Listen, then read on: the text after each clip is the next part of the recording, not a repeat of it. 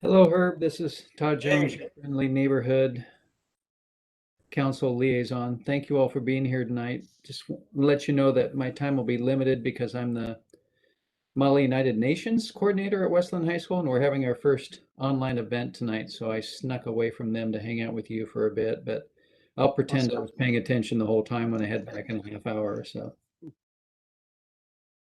Awesome.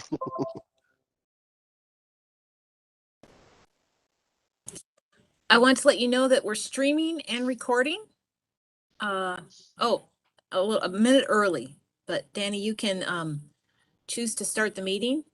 But from our requirements, we're ready to go.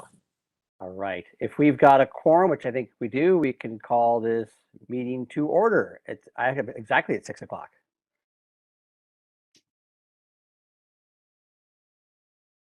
And do you want to do roll call?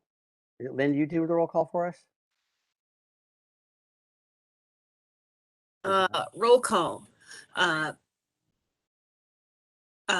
Member Owens, Chris Owens. Here. Member Scott Irwin. Present. Member John Steele. Member David Taylor. Here. Staff liaison John Floyd. Present. Staff planner Betty Avila. Present. And city councilor Todd Jones. Present, thank you. We have a quorum. And Chairman Danny Schreiber is here as well. I apologize. It's okay. I'm here. sorry. Our first item is public comment related to land use items not on the agenda. Do we have any public comment tonight, or John, do you know of any?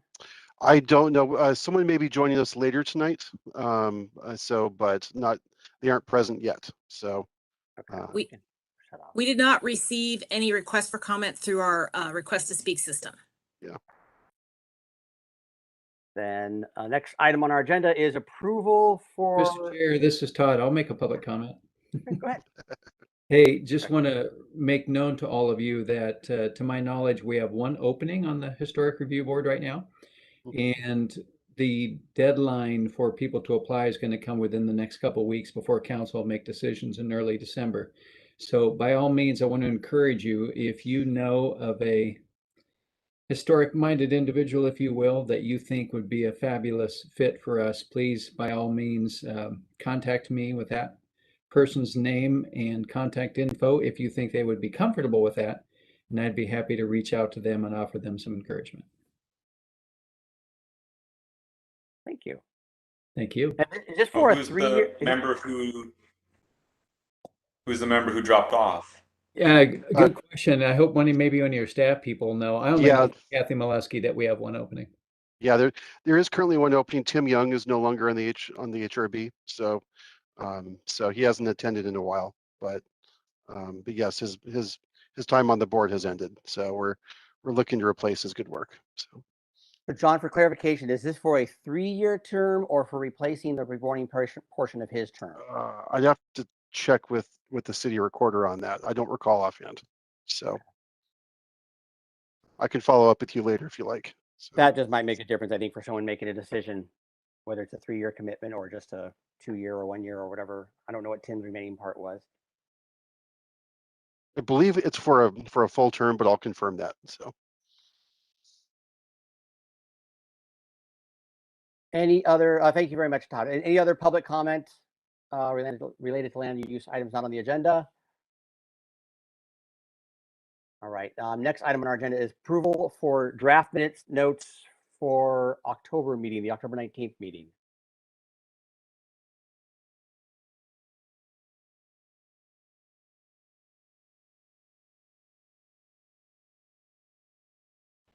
Well, I have no edits, so I'll go ahead and make a motion to approve them. If everyone else, unless someone else has some comments on it. Scott has made a motion. Is there a second?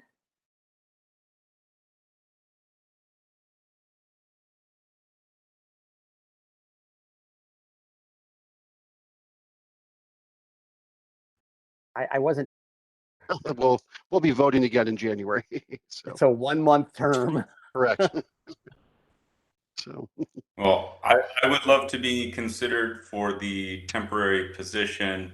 I mean, I've been a member for about 2 years here, so I don't have the great breadth of knowledge that I would like to have, but I think I've enjoyed my membership on the board, and I think I've constructively contributed to many of our conversations. So I would hope I would have the support of the other members in attendance tonight. So Scott has nominated himself for that vice chair position. Do we need to take, we just need to, I'm assuming we just need to vote on that, John, I'm assuming? that'd be correct. A simple vote would be sufficient. So all in favor of Scott filling that vice chair position? Aye, or raise our hands, we can see in video. Aye. Any opposed, any nay? Unanimous? Scott, congratulations, you're the vice chair. Thank you. Thank you so much. Our next item is a work session on historic review code update. I will turn this over to John Floyd. Great. Okay. Thank you, Danny. And again, congratulations, Scott. So before I roll into this, because we have a guest speaker tonight, Betty, who's here to talk about the CLG grants in House Bill 2001, I just wanted to inquire, does the board want to proceed in the order we have going right now, or maybe tackle the updates from the updates on House Bill 2001 and the CLG grant first, and then do the code updates at the end? And so just, depending upon where you want to maybe allocate your time on these things. So if this is a quick conversation, we may want to sort of do the code updates first, but if you feel like there's a lot to discuss, because I know some members have been absent the last couple of meetings, we may want to put this at the end so we can really spend some time on it. So I just wanted to put it out to the group. Yeah, I think I propose we move item number 5 down to after item number 8. Okay. I support that. Everyone in agreement on that one? Yeah. Okay. Okay, great. Well, in that case, I'll turn it over to Betty, who can introduce herself and let you know about some of the exciting changes coming to the city. So. Thank you all for having me here tonight. My name is Betty Avila, and I'm another one of the planners here at the City of West Linn. I'm here tonight to go ahead and talk about House Bill 2001 and also a CLG grant that the city was awarded. So first, I'll get House Bill 2001 out of the way, and I'll start with sharing my screen. Okay, so can you see my screen, the presentation? Awesome. Yes. Okay, so House Bill 2001 is also known as the Housing Choices Bill, and this was passed in 2019. And I'm going to run through the slides in a more condensed version, but this is something that the city has been going ahead and going to neighborhood associations about, as well as other special interest groups and so forth. Okay, so the state legislature passed this bill 2 years ago, and essentially it would allow for middle housing. And right now we're in the phase 2 of our project, where we have to go ahead and adopt our code to go ahead and allow for middle housing by June 30th of next year. And right now we're in that phase of asking the community whether or not we should first either apply the minimum to go ahead and comply with the new state legislation, or whether we should allow for more additional flexibility with going ahead and kind of allowing for more middle housing through reducing some of our requirements. So we went ahead and we got a consultant on board, and they're helping us.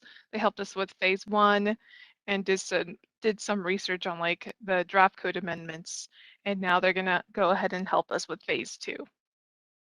So what exactly is middle housing? On the right-hand side, you can see the different types of middle housing. So duplex, a triplex, quadplex, townhomes, and cottage clusters, which are kind of like a little grouping of smaller homes that are a max of 900 square feet that are centered around a common courtyard. So where would this be allowed? All these middle housing types would be allowed in areas that outright permit detached single-family housing. And the city of West Linn is in that Portland metro area, so we have to go ahead and comply with what's deemed as a large city. And under the state requirements, we can't have development or siting standards that are more restrictive than would be allowed for a detached single-family housing home. And the same approval process would have to be applied for the middle housing types that is applied for detached single-family homes. So you might ask, well, where and how much of West Linn would be affected by the bill? So as you can see, a large majority of West Linn, we're kind of known as a bedroom community, and about 72% of our zoning is aligned for detached single family housing.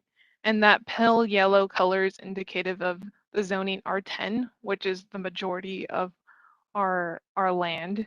And that just outright allows for detached single family housing. So all those middle housing types that I mentioned before would be allowed in zones R40 through R2.1. So the consultant that came. Betty, Oh, sorry for the interruption. This is yeah, Todd. sure. Board, I've had the opportunity to see this presentation twice before, so I'm going to go ahead and bow out now. Betty, thank you for sharing this very important information with them, because I know that it's very relevant to the work that Historic Review Board does. So wish you all a great evening. Take care. Okay, thanks. Bye, Todd. So the consultant that came on board went ahead and did kind of these renderings for us that would allow us to see what these middle housing types might look like in a typical R10 zone. So here we have a duplex, and it reads left to right, where we see the layout entries, the parking, the massing layout, and the form. And you can see here that the duplex pretty much blends in with that those detached single family homes that are surrounding it. It have like an entrance on either side, so it would not be like very noticeable unless you clearly looked for the two entrances. And it's kind of a lot of the communities within the Portland metro area have duplexes and these middle housing types that were constructed after World War II, and they you kind of have to look closely to realize that they might be a duplex or some sort of other middle housing type. So here is a triplex, and again, sort of blending in with that neighborhood feel. And here is a quadplex, the 4 units, showing that different parking layout and so forth. And townhomes, which are a lot more familiar within the city limits, especially here next to City Hall, we have quite a number of townhomes. And last but not least is cottage clusters, those little 900 square foot max, smaller units that are surrounding that common courtyard. So what we're asking the community for right now, through a variety of mechanisms, is about these 9 policy questions that we have at hand right now.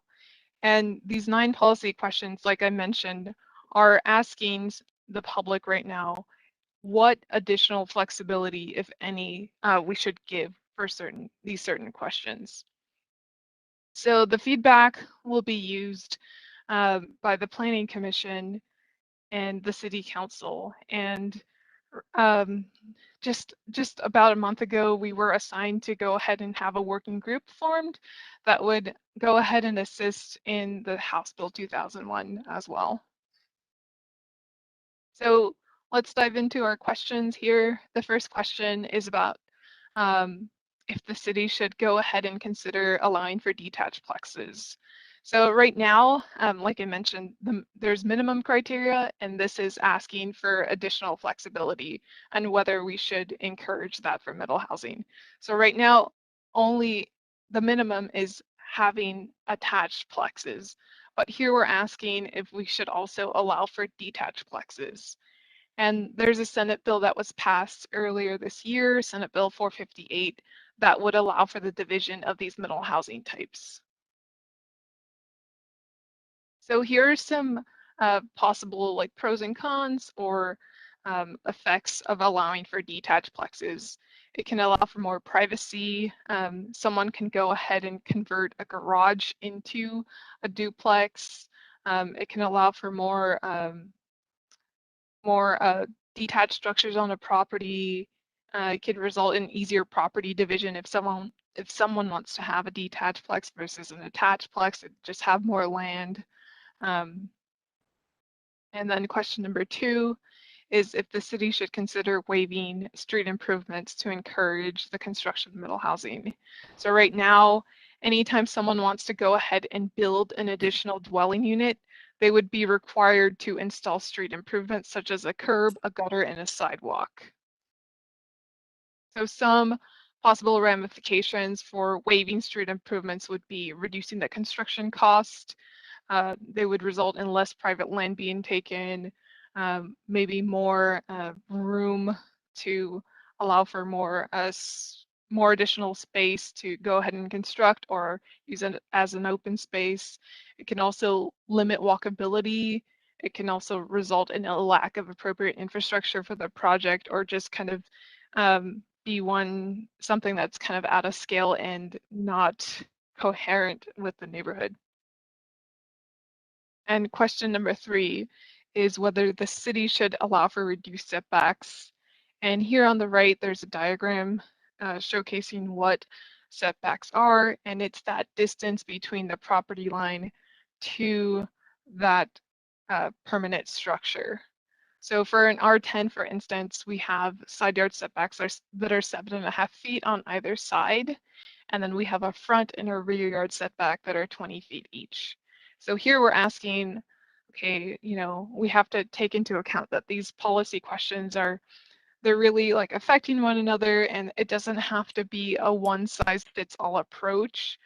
There's some zoning that, kind of wouldn't allow for these middle housing types to be there if we don't allow for additional flexibility on in that zone or for that middle housing type. So having reduced setbacks could allow for more design flexibility. It could allow for a more continuous streetscape. Also keeping in mind that a smaller size property may, lend itself well to having more reduced setbacks as well. And question number 4 is if the city should consider allowing increased heights to encourage middle housing.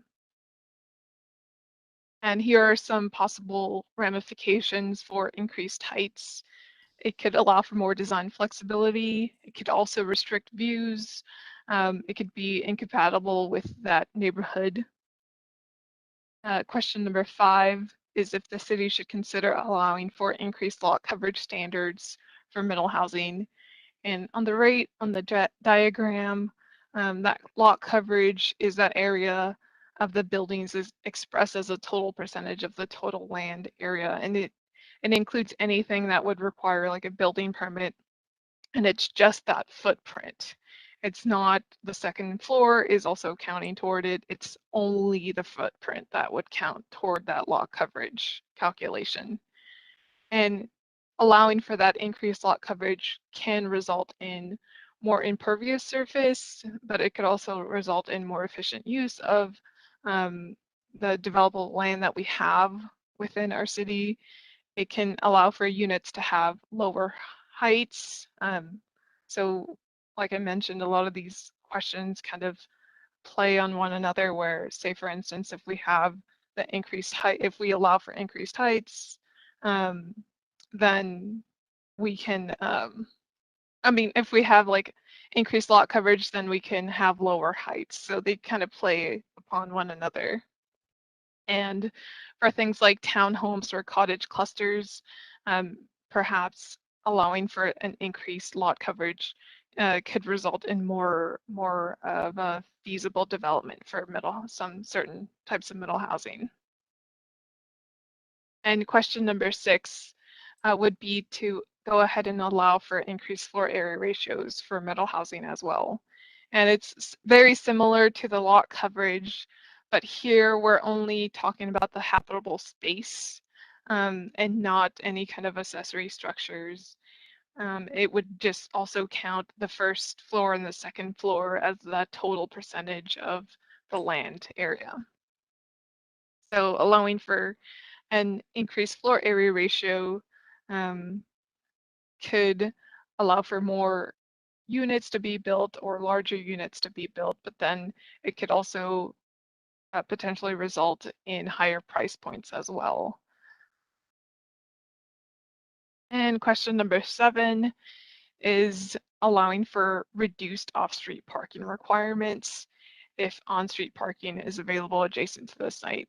So here we have a cottage cluster, and as you can see, the units are grayed out, and they're, you know, showing they're surrounding that common courtyard, and there's certain minimum parking standards that the House bill goes ahead and dictates to us. And for instance, a cottage cluster would have a 1-to-1 ratio where one cottage cluster equals one off-street parking space. So here we're asking if we should allow for reduced off-street parking requirements if there's that street parking that's available adjacent to the site. And allowing for that reduction could result in lower development cost. Parking is very expensive to go ahead and build. It can result in less street parking though for adjacent properties, and it can allow for more green space or an area to build like an additional cottage cluster or whatever middle housing type. And question number 8 is a little more complex because it requires a little bit more background. So right now the city goes ahead and distinguishes between a minor partition versus a subdivision. So a minor partition is 3 lots or less that someone wants to go ahead and divide, and a subdivision is 4+ lots. So here we're asking that anything, so say for instance, like a quadplex or a cottage cluster, anything that's 4 or more, should we go ahead and allow for a streamlined process where someone wouldn't have to go through a planning commission process in order to divide their property? Like I mentioned, Senate Bill 458 allows for the division of middle housing. And usually if it's a subdivision, it goes, not usually, anytime something is a subdivision, it goes through the planning commission process. And so we're asking whether someone builds a cottage cluster or a quadplex, if it would be kind of what the community wants in order to go ahead and have a more streamlined process where anytime someone wants to divide 4 or more units, that it just be a planning manager decision. So that's a mouthful. Allowing for that streamlined process could reduce development cost. Usually people that are developers want, you know, more time is more money. So allowing for a more simpler process can potentially result in more affordable units or lesser price points if we kind of make it easier for the developer to go ahead and make that division.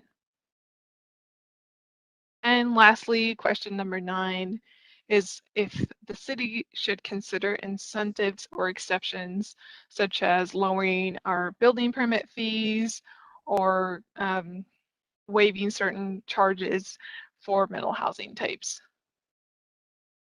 And here we have our project schedule, and it might get a little more wonky just because now we have a working group. But right now we're in that public outreach process, like I mentioned, and I've gone to several neighborhood association meetings, and gone to the community advisory groups such as HRB. And we want to go ahead and reach as many people as we can with this survey with these policy questions that are presented here tonight, deciding whether or not the city should kind of go forward and allow for additional flexibility with meeting House Bill 2001. Also, something to note is that the city did like a housing needs analysis and found that over the next 20 years that we should go ahead and have like a 21% of middle housing types that are built. But over the last decade, the city has produced about 2% middle housing. So we're not meeting that quota for our middle housing needs within the city. And that's something to keep in mind. And yeah, I'd like to go ahead and answer any questions about any of the policy questions that I went over or just the housing bill in general. And in the chat, I can go ahead and drop that online survey that I talked about. But essentially, it's more or less the same that I just came with tonight. It shows the slides, and you can go ahead and rank between you strongly agree or you strongly disagree. So any questions? I have a question. This is James Manning. I'm not part of the group or anything. I'm just listening in this evening. But one question, maybe one comment. The fees that you talked about, I think it was question number 7. What are the current permitting process or permitting dollars required for a single family home in West Linn right now? Like what's the cost for a permit package? Yeah, that's a really good question. So like off the top of my head, I can't like say a certain number because I think it depends on the square footage and I'm not sure what else, but that's something that the building department handles, and I don't Okay. kind of as a planner, I don't like readily charge those fees, so it's not something that I'm pretty much like aware of off the top of my head. It'd be something that I'd have to research. Okay, I know that in the metro area, West Linn has, or number 2 as in dollar amount to build a single family home in the city. So for this program to work, in all honesty, I think that fee schedule needs to be looked at, because if the goal here is, you know, cheaper homes, more affordable homes for people, I think the city needs to cough up a little bit of that also, right? Yeah, The, so the the other the other oh sorry. question. Oh, go Oh, ahead. sorry to Sorry. just interrupt you. I just want to state that the point of the housing bill is not necessarily to go ahead and have more affordable housing. It's to provide more housing options. If that And, and just by the nature of supply and demand, the more options you have, the cheaper they become. With Portland and the metro urban growth boundary, there's only so many buildable lots in the urban growth boundary. And if we can double those or quadruple those, then the supply might reach the demand, and that would stabilize housing prices in the Portland metro area. So that was kind of the whole gist of this program to start with. But I do agree with your comment that it not necessarily will bring them down, but if it's taken advantage of, where more people do this, then it can increase the supply of homes in the Portland metro area. It's the whole state of Oregon, really, but Portland metro yeah. is driving this. So then my other question, you know, I was on the HRB for, I don't know, 3 or 4 years here in the past, and if this is adopted, which it will be adopted, just to what level, rules that have been put in place for, let's say, the historic overlay, or, you know, the Willamette Historic District, will those rules trump any design rules? So will they still have to come in front of the board and say, these are the cottages or these are the duplexes I want to put next to this 1909, you know, Queen Anne home? Or are hands tied at that point? Yeah, so that's a really good question. I think so like I mentioned, it can't be any more restrictive than would be allowed for single family housing. Okay. So I think if those rules already apply to that district, the same design rules would apply to the middle housing as well. Okay. All right. I just wanted to be clear on that.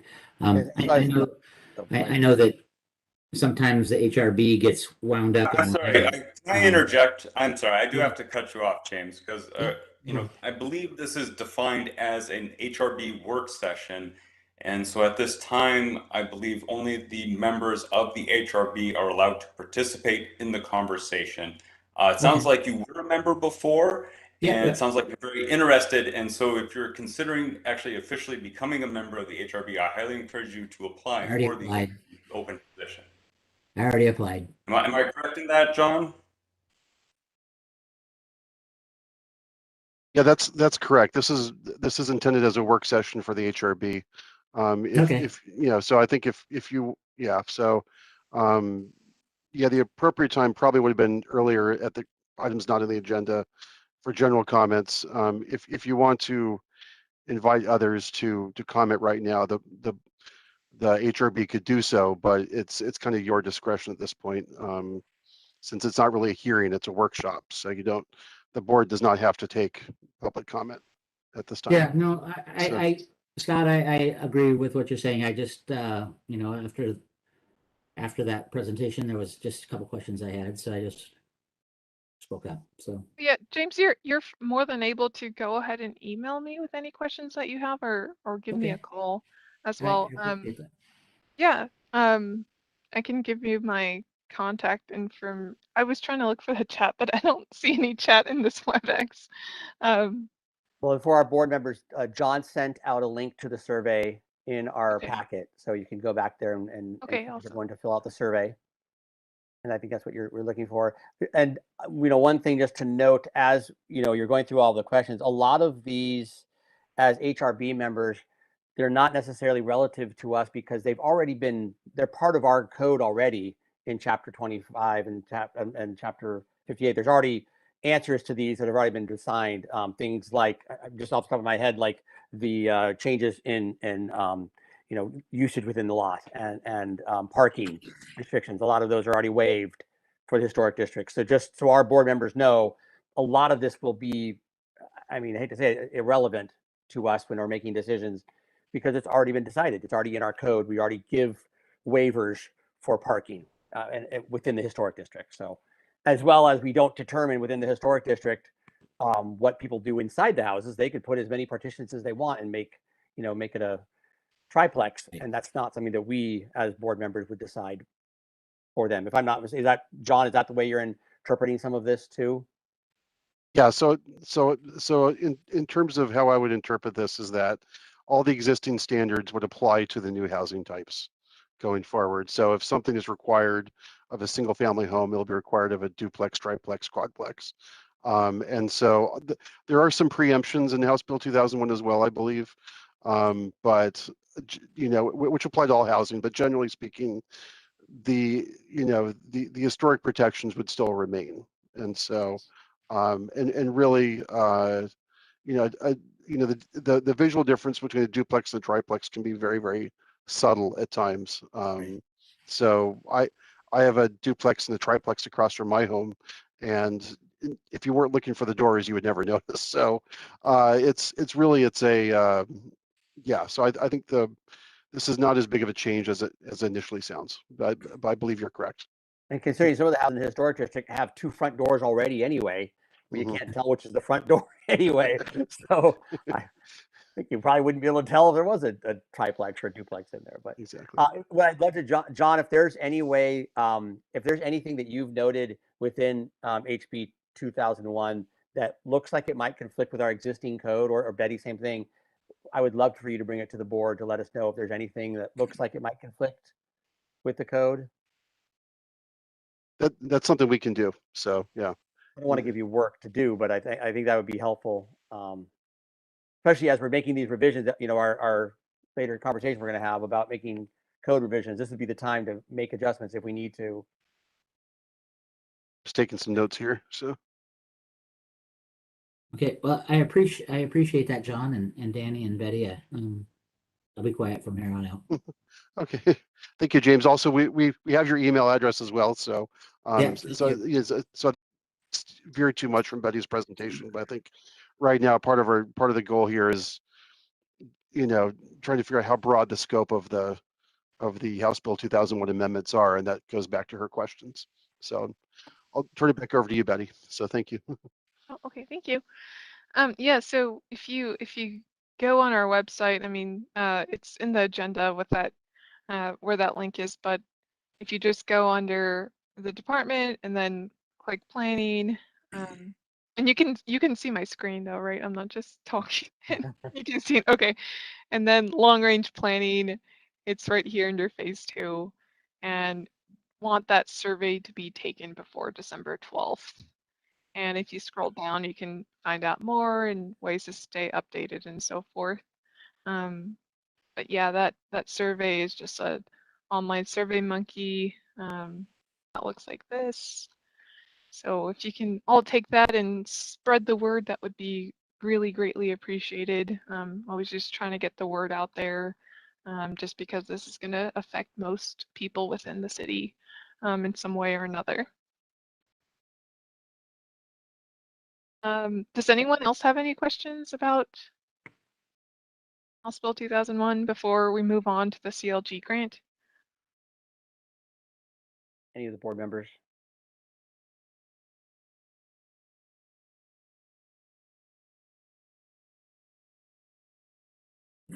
Okay, I'll just move on then. Okay, so next thing is exciting. It's our CLG grant, and the city was gone ahead and awarded this CLG grant with matching funds. And before, there was another planner, and she did this static map for the Willamette Historic District, and that's what it's for. So she created this static map. Oh no, I can't open it. Hold on a sec, let me bring it up.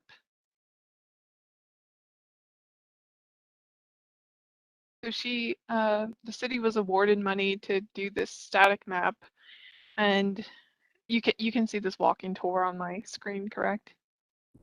Okay, yeah, so this is what was done with that CLG grant that was awarded before. And you can see it was like a walking tour, and it had different tour routes, the 20th century versus early architecture. And the city was awarded matching grant to go ahead and complete a virtual map of this.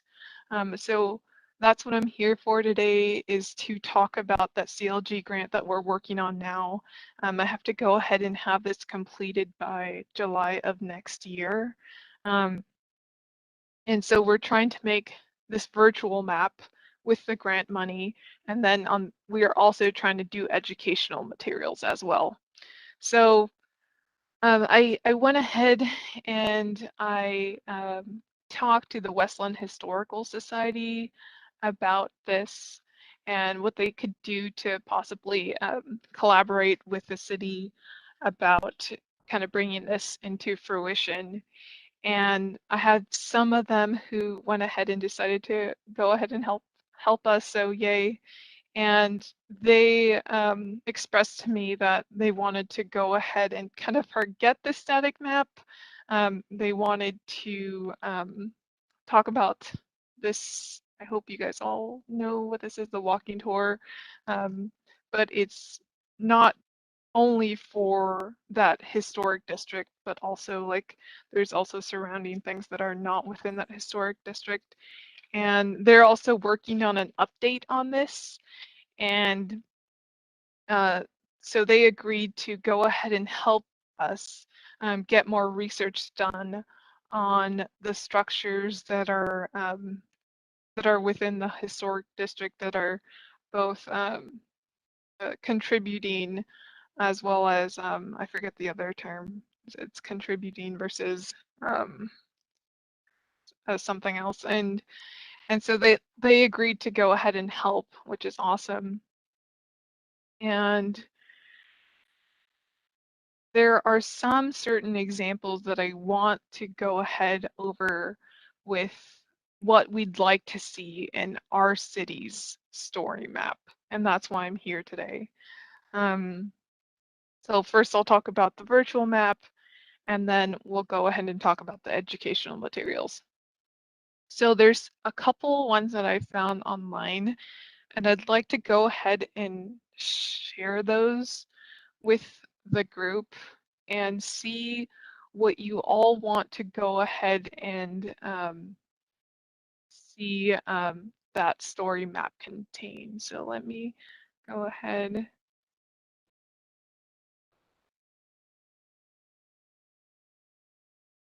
So there's 3 that I found, and the first one is on Glencoe, Illinois, and you can see on their website that all of these little points are showing the different landmark properties that they have here.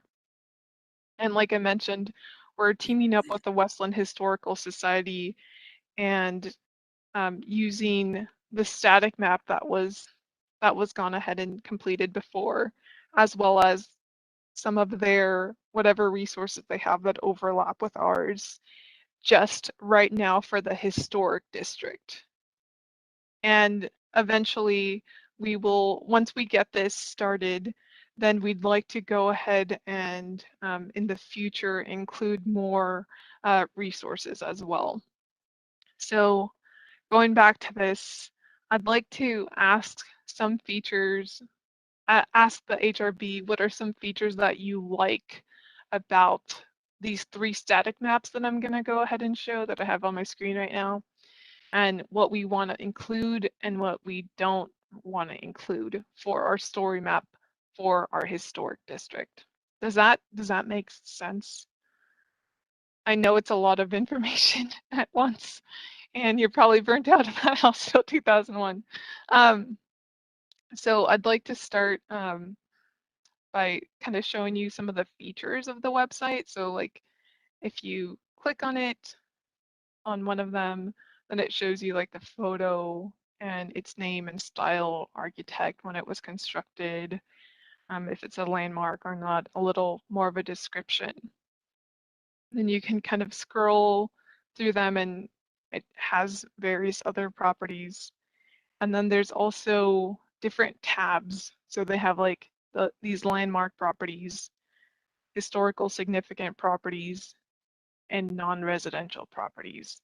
So can we kind of like roundtable this and state about something that we kind of like that we'd like to see in our story map and things that, so can we start off with that? I like the photographs to be able to have a visualization of it. That makes it a lot easier to be able to see what it actually is versus just an address or just a description. Okay, It seems thank fairly you. interactive. How well does this work? Have you ever played with this version? This is Glencoe. Is that what you're looking at? Yeah, so like I How mentioned, does I'm that work gonna. on a mobile? Have you tried that on a mobile device? Oh, that's a really good thing to go ahead and consider, because that's what we really want, is for someone to be able to kind of scan the QR code and then just pull this up on their phone and be able to like walk it and be able to easily navigate it on their phone.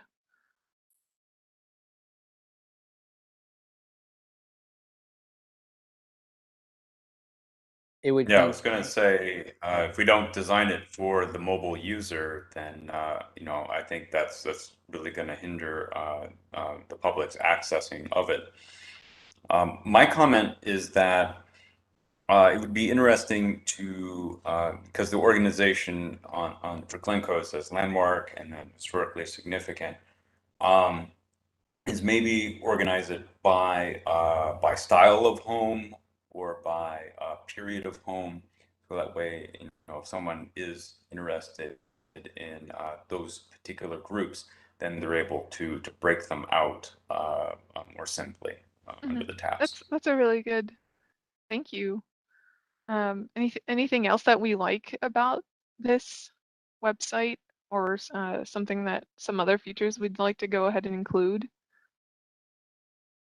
The other thing would be nice now. I know I mentioned mobile app, but it would be nice if it was a dynamic website so that it could be either done on a mobile, on a tablet, or on the computer. Because I've seen some that are mobile friendly and look horrible on my desktop, and they're just not friendly on the desktop. So it would be nice if it was interchangeable, because I do know we will often get people who are out of town, who are at home and actually look at things on their desktops, and they're not actually walking the streets. They might do a virtual tour.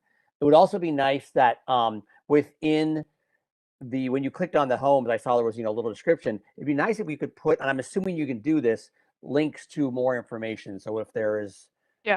something about it, you can just make an active link on there. It's a hot link that could take you right off to it, or download a file, or, more information, basically. Okay. 'Cause Do you like, Danny, like the things that it mentions here? Or is there kind of anything you would want to add to this as well? Something like off the top of your head? So knowing our neighborhood, we barely know any of the architects.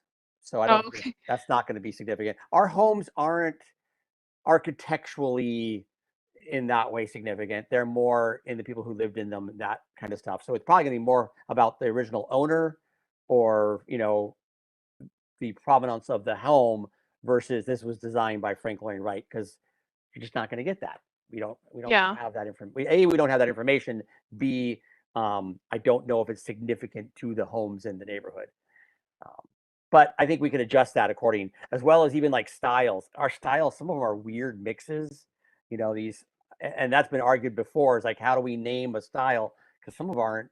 I mean, like the home I live in it's a weird craftsman, but it's also kind of Victorian-ish. It doesn't Yeah. follow any of the clear definitions, so we may not be able to categorize it quickly, or it might be a arts and craft slash, Queen Anne slash bungalow slash, I don't know. Some of that can be a little bit picky, but I know we've done that on some of the other. Maybe what we do is you look at the walking tour book or some of the other books, and that's the information that we reference. I think that's what the Historical Society was referring to. And I don't know if you know this, Betty, the static map was based off of that walking tour book.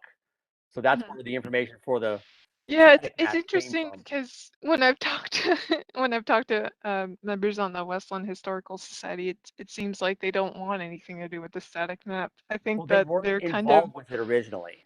The yeah, map and was that's, done entirely by the HRB. I was part of that process when that map was made, and it was basically made by us and by the historic Main Street group, which historic Main Street is not a research group, and they're not a group about history. They're about promoting the businesses on Main Street. So it was kind of awkward that they were throwing all their data into it, and they weren't talking to the historic people, the people who have the historic stuff. So maybe there's a yeah, little bit of the historic society was not involved at all in that one. okay. Yeah, That that could be makes what you're sense. seeing. Yeah. So I'm trying to go ahead and collaborate with everyone, right? So Yeah. then no one feels like the odd duck left out, I don't or think we're going to see any conflicting information. I don't think we're going to say that one house was built in 1920 and then somewhere else say it's built in 1910. I don't think you're going to have that. It's just the same information in different forms. So Okay. I So don't see then, that being a problem. I also like the fact that this map looks like a familiar map, that it looks like a Google map kind of. It's not like a foreign, weird, bubbly, animated, cartoony. It I think it looks like what people would think of a map looking like, if that makes sense.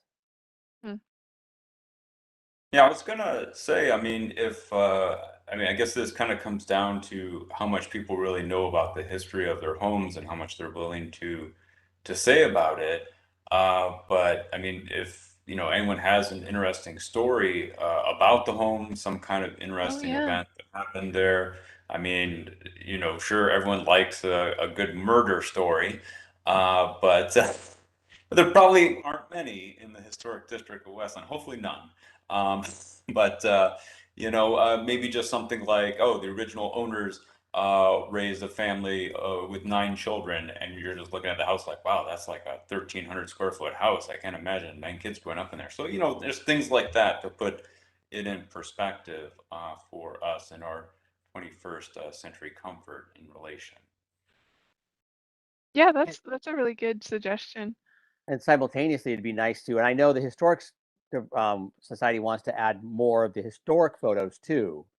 Mhm. It'd be nice if we could link to a location where you can go see old photos of the property or what it used to look like, and those old stories. And yeah, like Scott was saying, all the old tales. I don't know how much you can put on an app or on a website, but if there's at least a link to it where you can go and find out more.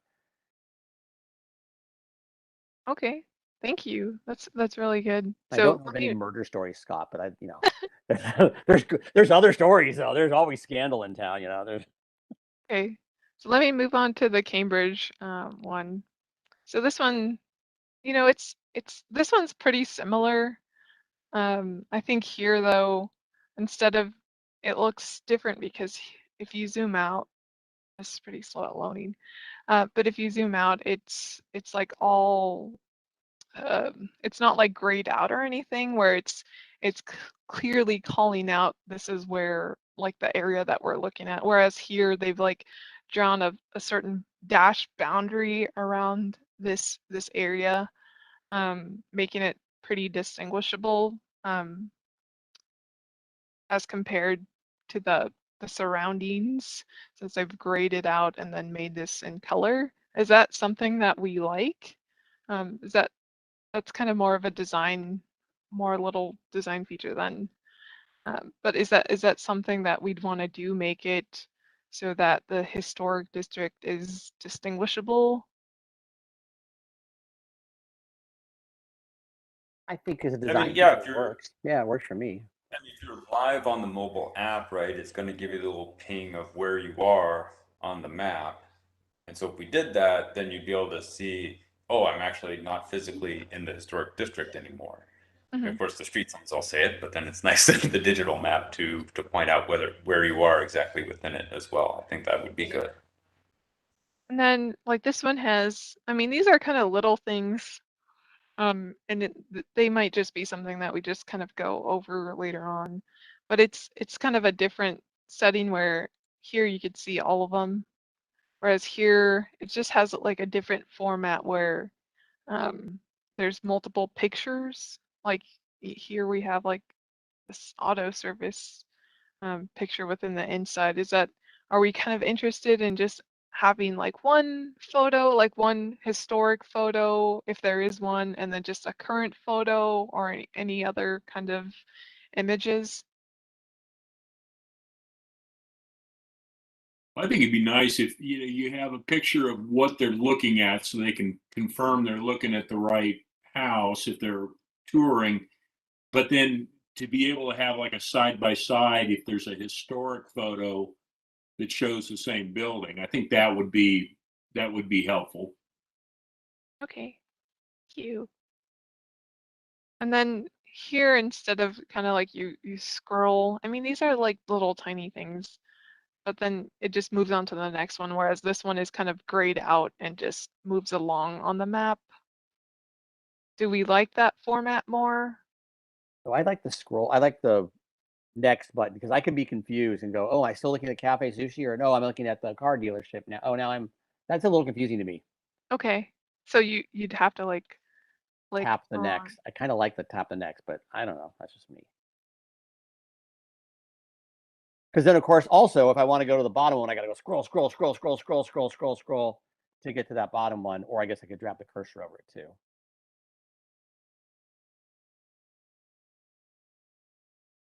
Okay. And then the last one is this Hawaii one in Honolulu.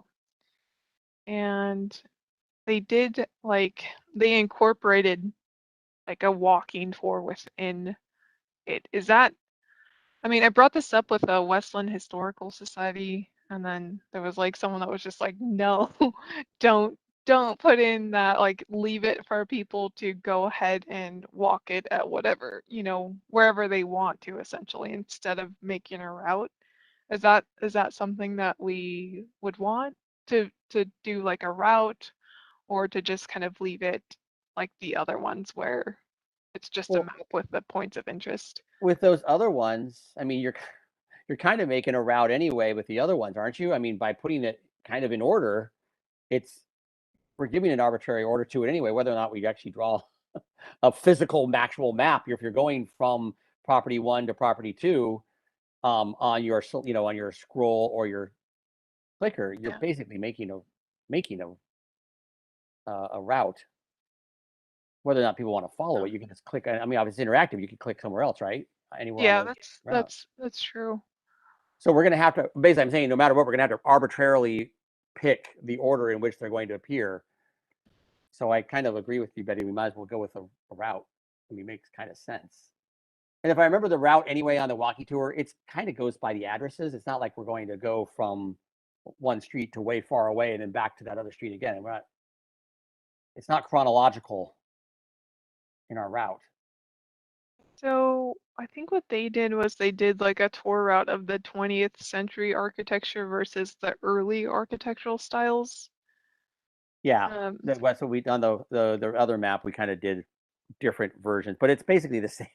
They're basically the same route. I mean, I guess it's something that we can just think about later on, but I don't know if there's like Well, what if we had an option so the user could click 20th century tour, or early architectural tour, or whatever type of tour we want them to to present as an option, and once they click that, it grays out all the other properties or highlights the ones that are related to that tour. So it's not like we're telling them in what order to go to them, but just saying, oh, if you're interested specifically in this type of tour, then we'll pop up that specific group of houses on the map for you. I think something like that. I think what you might be seeing with the Historical Society is, I wonder how many people actually even know the difference between a 19th century and a 20th century house. They wouldn't even, I don't know what I want. I'm just going to click on either of them, which is why I think they like the walking tour book, which was, here's all the historic homes. It's just kind of an order of them. And, someone's like, I don't know, 20th century versus 19th century. And yeah, or maybe not even necessarily like the time period, but maybe just even the style. Sure, yeah. Because that's more, I think, that would just be more like you can actually, when someone's going out there, they can actually see it's a different type of architecture versus when it was constructed might be just more difficult to distinguish. Right. Well, and then you also have that there are, so as a neighbor in the neighborhood, there's a few houses that look old fashioned. And we often get people going, well, why isn't this on the tour? Well, because it's not old fashioned. It looks like it's 19th century style, but it's not. It's, built in 1995. So we may want to make sure we reference that somehow in there, so people can have those answers. And again, where would that fall into the architectural style? Is that a 20th century? And again, I go back to the same problem that we have, and why the reason why we got the designation as a National Historical Registry was not because of the architectural style. That's not the reason. And we have to keep that in mind, that is not why we're being federally recognized. It's because of the homes and the people in them, not because we had architects who built these beautiful homes that need to be highlighted. So if we're making our tour and our map focused on the architecture, that might be where we're making our mistake, is that we've now broken what our historic registration was for. Our designation is not about the building structure and style, but more about the people and that kind of stuff. So I don't. The main one is maybe we keep that in mind, that we have a founders tour. It's about the founders of the city versus having the more modern. I don't know how we define it, but that's really interesting too. Because then, like how Scott was mentioning about like kind of having the old stories that have happened, like more information on the people that lived there before, rather than focusing on just the home itself physically. Okay, so is there anything else that we want to bring up before moving on? Because this is kind of just using, like, this is just a guide for me in order to kind of come back later on. I plan on coming back like every other month to kind of showcase the work that we've completed and what we have. And I just want everyone's input, so then that way I can gear us toward that final product of what we would like to go ahead and see for that story map or virtual map.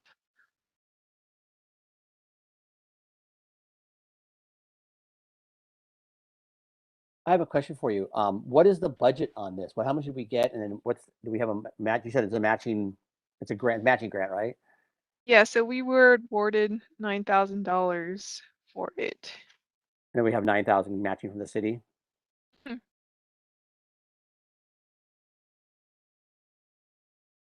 Good. That sounds like enough for a good Yeah, layout. and You know, that was one of our yeah, problems before. We didn't have a lot for that static map. It was a real tight budget. yeah, it was like 1,200 or something like that. Yeah. It was a really tight budget to make a nice map. And I know we got a bunch of designers who know that they didn't want to bid on it. It wasn't even enough for them to bid on. Yeah, so in this case, we're trying to go ahead and use our GIS in-house for it. So then that way we can, add to it. And if there's any changes that we want to make in the future, being able to do that easily instead of having to pay someone to go ahead and make every change that we would like to go ahead and see. So having it in-house is going to make it really nice to upkeep. Okay, so I'm sorry to jump in. I was sorry. curious then, are you going to do some kind of blanketed outreach to the residents within the historic district to try to get information from them to add under each of the houses, to try to get these stories and such, make it a little more interesting? Yeah, so that's why I have the Westland Historic Society has like generously offered to help us with a couple volunteers in terms of getting that research completed. And I can actually talk to, I'm working a lot with Beth, and she's been super, super helpful, and so is Jody, as well as Roger. And they've agreed to help me with the research and all that. And I can go ahead and ask them about kind of these, this other section that we want to go ahead and incorporate about the stories, about, rather than just the architecture, finding out what else we can to make it more interesting. So that's something that they can go ahead and help with. So I'll speak on that. I'm the vice president of the Historical Society, so I kind of know what was going on there. This was actually a directive that the Historical Society came up with last year. Actually, no, 2019 was to start pulling up a lot of those stories. So it's funny you say that, Scott. They actually wanted to create a resource already for it. So that's already underway. They're already doing that. But this is going to help step it up a little bit so that there can be an incentive behind it to get those stories. Because as a lot of people move away, we end up losing all that information because there, a lot of turnover in the last 2 years, as well as just even the old pictures. Because a lot of people have the old pictures, they move and then they take them with them, and then we don't have any old pictures anymore. Oh. So that's one of the things that Historical Society is definitely going after. So that is bring that up to Beth though, Eddie, for sure. Make sure you mention that again. But that'll be right on. She'll say, yes, that's what we want to do. We're already doing that. So we're going to go door to door. A lot of the neighbors, again, as I mentioned, like I live on 6th Avenue. Myself and my neighbor across the street are the only ones who've been here more than 2 years. Everybody else has changed in the last 2 years. So they don't know the history of it, but they probably know what their realtor told them, and that's not a lot of information. So I mean, are you guys gonna like get like really serious and like hunt down the old residents and like reach out to them? Either that's the they're goal. whatever down in Florida now and Yep. yeah. Or the families. Some of the people, obviously have died and, whatever. But yeah, a lot of those, go back to those. So there was a lot of research done in 2008 at the Willamette, when the Willamette Centennial happened. And so Kathy Roses is one of the neighbors, and she went through and did a big survey of all the neighbors at that time, got as many historic pictures as she could, digitized them. She's got them all on a drive. So she's going to step up and help again. Oh, no, awesome. Yep. And so she's going to be one of the volunteers helping on this. So she'll help that. We've got Shelly Wirt, who lives over on 4th Avenue, who's been doing a lot of the archives. What she's been doing is going through old newspaper articles and old stuff that also county records, going through the county court records and other things to find out history of some of these places. So she's been doing a lot of that. She'll help some of the homeowners. And then some homeowners have done it on their own too. So, but I Waiting think for my murder story. right, for your murder story. We got a couple of them going, but so we've got some of that. I think, you know, what we're going to end up having on some of these houses, we're going to have some of them just says that are going to say, you know, home built 1904, and that's all we're going to know for a while. And then we're going to have others who are going to have pages and pages of documents because we just know it. Unfortunately, I know I got the one across the street from my house. It's a rental. It was a rental before. The current owners live out of state. They don't know anything about it. The people who are renting from it, they don't know. They don't care. So it's like, well, you just got to leave that blank until we can figure it out, until we can find it out. And so, well, maybe part of the organization of the map, we could like do highlight homes where we do have, you know, lots of good photos, lots of good stories. Like, let's make sure, you know, users like, hey, look, these are the ones where we really got some good information. So let's throw those at the user from the get-go. maybe there's a way we can do a color code or something maybe on the map, like to highlight the ones that have more, you know, more resources or. Yeah, that'd be awesome. Just so people don't have to dig for the, you know, the interesting tales and good information, you know. So yeah, that'd be great to highlight some of those. Okay. Okay, so next thing, like I mentioned at the beginning, was, you know, part of that grant that we were awarded was for creating that virtual map from that static map, as well as incorporating the walking tour map for the historic district. And the second part of the grant was to go ahead and complete some educational materials, such as like brochures about the historic district. So right now, I wanted to open it up for like a brainstorming session about what these educational materials might be. I've floated the idea around to other members that I've talked to in the Westland Historical Society, and they made it really clear, Danny, like you, that there's just a lot of change that's been going on within the historic district. There's a lot of new owners, and they were talking about kind of maybe doing some sort of welcome packets to new owners of, you know, that are within the historic district about, you know, say for instance, they're not familiar with the code and what it would take in order to, like, say for instance, add an addition or change out their windows and so forth. So they're not, so they expressed interest in kind of having a welcome packet, and we didn't go into details on what that welcome packet would go ahead and incorporate. So that's an idea that's been floated out there. The other idea was perhaps having like a board somewhere within on Main Street where we can have like a map showcasing the historic district, because sometimes people are not well aware that there's a historic district that's right behind Main Street. So kind of trying to promote that more. Maybe like doing some sort of placemats for restaurants or brochures with like a QR code to go ahead and promote this virtual map. So I'm open to hearing what you all think about some educational materials that might be of use. I know we've talked when our goal settings last year. I know we talked about a welcome packet kind of thing within the HRB before, of doing something like that, because again, I think a lot of the neighbors don't know the rules. They don't even, some people don't even know they're in the historic district. Yeah.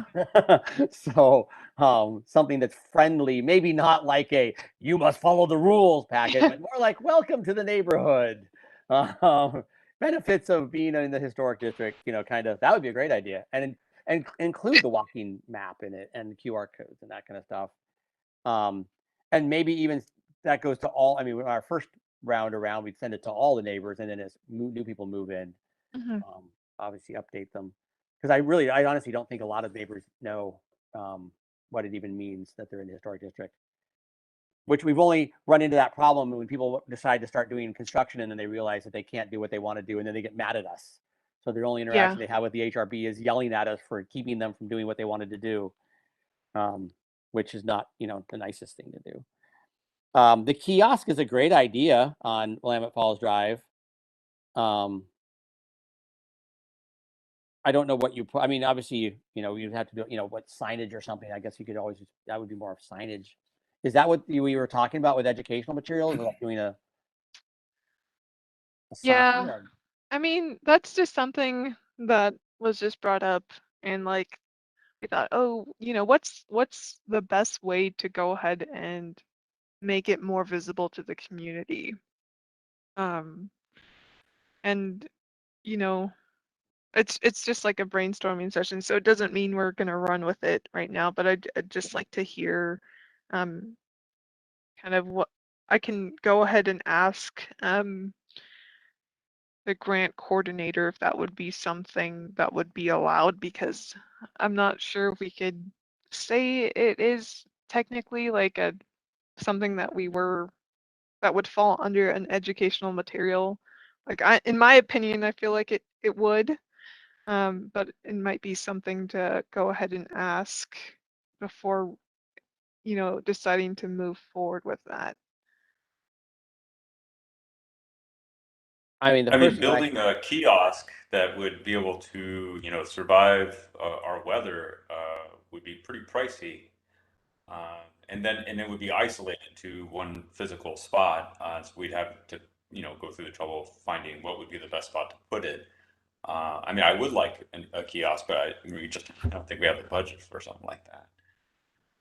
Yeah. But I do like the initial idea you threw out of just, getting the businesses to buy in on putting some kind of material out, whether, it's a window flyer or something on their tables, or just even have the building owners put something on the building itself. So it's not about the business, it's about the building owner endorsing, putting some promotional materials up.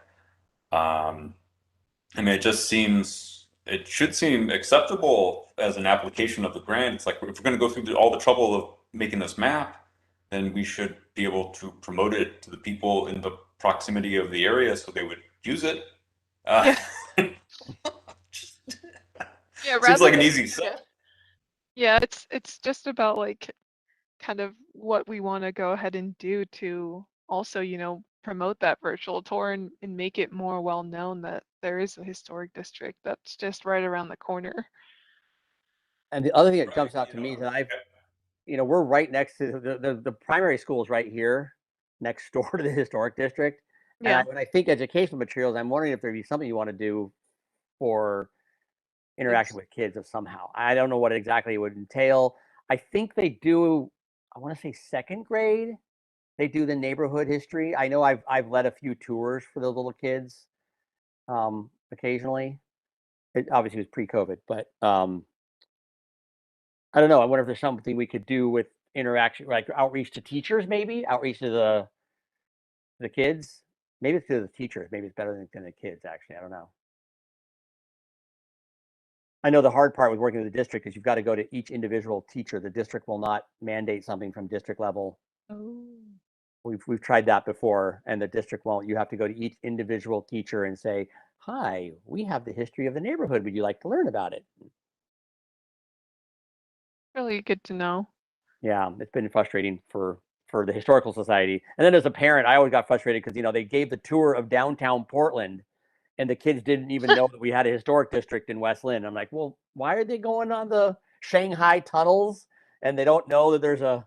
I know we're not as cool as the Shanghai tunnels, but still, we had a meteorite in town. They didn't have that in Portland. But maybe there's something there to let the teachers know that there is an interactive tour that they could even lead on their themselves.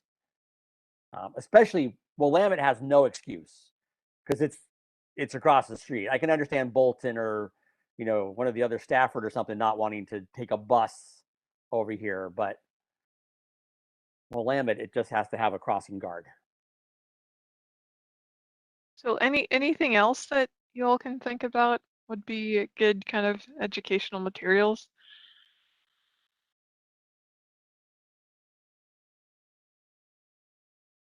We could, once we launch it, we could do some sort of contest to draw attention to it to get media coverage if we wanted. Oh, that's a good. I don't know what it would be, the coloring contest of, I don't know, something to get people engaged. Yeah, Then I it- mean, or some kind of, maybe it doesn't have to be so much connected to the grant, but I mean, it seems like a pretty easy thing to say, hey, Main Street businesses, let's support coordination of some kind of event. That way we'll like do something, other than what already happens, but something new, try to time it appropriately so it doesn't conflict with other city events, and then say, hey, here's another reason to bring people in the city to this part of town, walk around, and then, there are all your restaurants and bars are right there for all these people to enjoy a beverage at, before or after or during. So I'm sure we could do something like that, some kind of event. Yeah, but just thinking about like actually like that's a great idea, Scott, but just thinking about something that able to physically, hold on to for, the future. like an event launch party, yeah. I mean, it'd be anything that would also get immediate media attention. I mean, I know Westland Tidy is going to cover it, but if there's a reason why we can get it on the front cover instead of being a little blip way in the back, contests and events are great ways to do that. So I guess out of the things that we've talked about, oh, sorry. Maybe like a 5K, like make it a race. Integrate like I'm not sure if we have enough ground to create like a 5K race or something, but that always gets people's attention. They always enjoy those. Yeah, I mean, this thing is, the grant is more about kind of like great ideas to promote the historic district, but you know what I mean. I'm trying to get at It's my actually like marketing background. creating Sorry, a. I'm just It's okay. I'm thinking this is great and stuff, but for us, we have to actually like showcase. This is the draft. Something in a PDF format where this is what we've created to educate, members of the public about this. So out of all these options that we've brought up, I think it sounds like the welcome package is a big thing, right, Danny? Like that's something that like I've heard you say and heard other people mention. So that sounds like something that we should go ahead and um focus. That doesn't look, that looks terrible. Should focus on. Is that right? I think it would definitely follow the educational materials, and also kind of serve Historic Resources Board for what we're trying to get across too. Mm-hmm. And it's a great way to promote. Just I guess I'm thinking just something printed, a printed material that we can leave behind for each Yeah. neighbor, whether it goes in the water bill or maybe we go door to door. I mean, there's like 80 houses in the neighborhood, so it's not hard to get a volunteer or two. Maybe the historical society can get some members to go door to door and place it on everybody's doormats or something. But it's a good way to spread the information, at least to the neighbors, to the historic district neighbors. Maybe it's maybe we think about doing a something in the water bill, a standalone. Once the map's ready to go and it's announced, and invite the whole community, not just the historic district too. Yeah, that's a good point. I know I've been told that we have that option in the past to do things in water bills, but Yeah. Okay then. Well, that's a good. This has been good for me. So now I know you know, a little more what to run with going forward. So you'll see me again in January, and I should probably by then have um, the educational materials on um, what we're going forward with. And if you have any sort of like recommendations for like, you know, this city or this district's done a really great job, if you could forward it to me, I'd really appreciate it.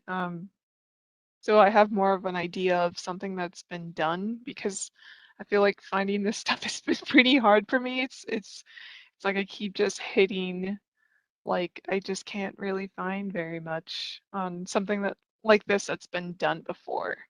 Um, so that'd be really appreciated. And thank you all for your feedback. And like I mentioned, I'll be back in January to talk about how that research has been going and also these educational materials as well. Betty, I'm just curious, what is your next step in the process? Are you putting this out to bid? Or are you just coming up with a proposal, or what is your next, Yeah. what's the next step of your action point? I Really guess? good question. I've just had so many things to do that the CLG grant is like kind of been the project that kind of's been, you know, kind of a little bit more on the back burner just because I've been having to deal with House Bill 2001 and other projects as well. But yeah, so for the virtual map, like I mentioned, we're doing that in-house and everything. So I'm gonna go ahead and coordinate with Beth on what we'd like to go ahead and see and give her that update and what addresses I'd want to see like research on. So that's for the virtual map / story map. And then for the educational materials, I mean, I'm open to definitely like creating them. If they, you know, just it's not something that I've put too much thought into. But I'm a little savvy at kind of design stuff and putting things together, so I can work on that myself. But like I mentioned, it'd have to be like I'd have to kind of have like a guide in order to create something. So I'd like to see what other districts or other jurisdictions have done, so then I can kind of get a more clear idea of something that I want to create rather than just kind of freelancing it, because I'm not an artist or anything. Um, John, do we so have any knowledge of any of our nearby groups that do anything like that? I know you've reached out to some of them in the past. Yeah, so sorry, I was reviewing my notes for the next item. So could you repeat the question? Sorry. Yeah, I know you've reached out to some of the other cities, you know, Sherwood and Beaverton Yep. and others who have other things. Have any of them ever done any outreach to their historic district folks? I'm sure they have. I've been talking to Oregon City. I mean, they have a pretty robust, sort of set of historic resources there. So I haven't asked that specific question, but we have contacts there we can reach out to and discuss with them pretty easily. So, but offhand, I haven't broached that question though. Maybe that could be another way. I know we've relied on all the neighbors to find out what they do to see. Yeah. Maybe Yeah, some of them have worked. Yeah. yeah, so hopefully next time I see you all, you know, I'm gonna have like a more clear defined scope of, you know, this is my timeline and this is what I want to hit. But right now I'm still kind of at that brainstorming phase where it's like, okay, it's just unclear to me what educational material to pursue. If that makes any sense. Yeah, I think the only thing I would throw out is if this has to be completed by July, they're very, very close. I know how we did it for the static map, and that took us forever, getting approvals and final drawings and getting proposals and all that kind of stuff. And that didn't have much information in it. So I would just, if this seems like we're going to do a lot more, and that's a very quick timeline. I realize you're only 8 months away, which I know it seems like a long ways, but I know the speed at which our board and research goes and other things. So yeah, that's good to note. Thanks, Danny. Just gotta make more time for this. So I'll go ahead and see what I can find from other jurisdictions, maybe some other historic districts that have maybe done the same thing and kind of tried to come up with things on our own as well.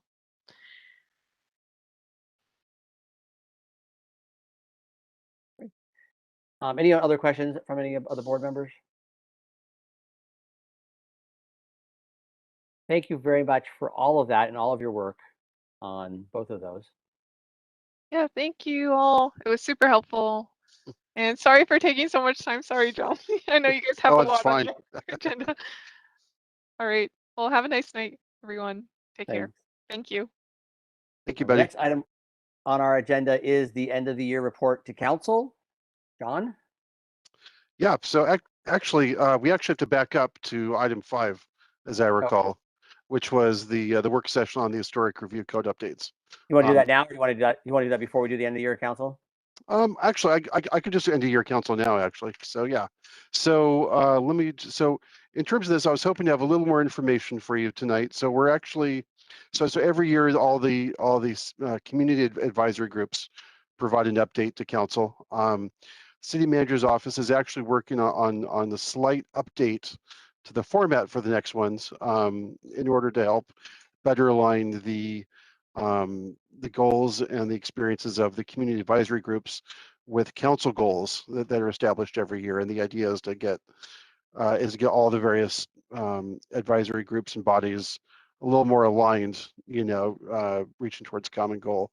But in terms of that, just in preparation for our December meeting, I would encourage the HRB to consider 4 basic questions or statements to make to council, and this would be accomplishments made during 2021, challenges the board experienced during 2021, what sort of advice or guidance requests for council goals in terms of what do you think should be a priority for council to consider, and through that provide guidance to the HRB, Planning Commission, Parks Board, sort of related advisory groups in terms of like future work plans, priorities, money, things like that.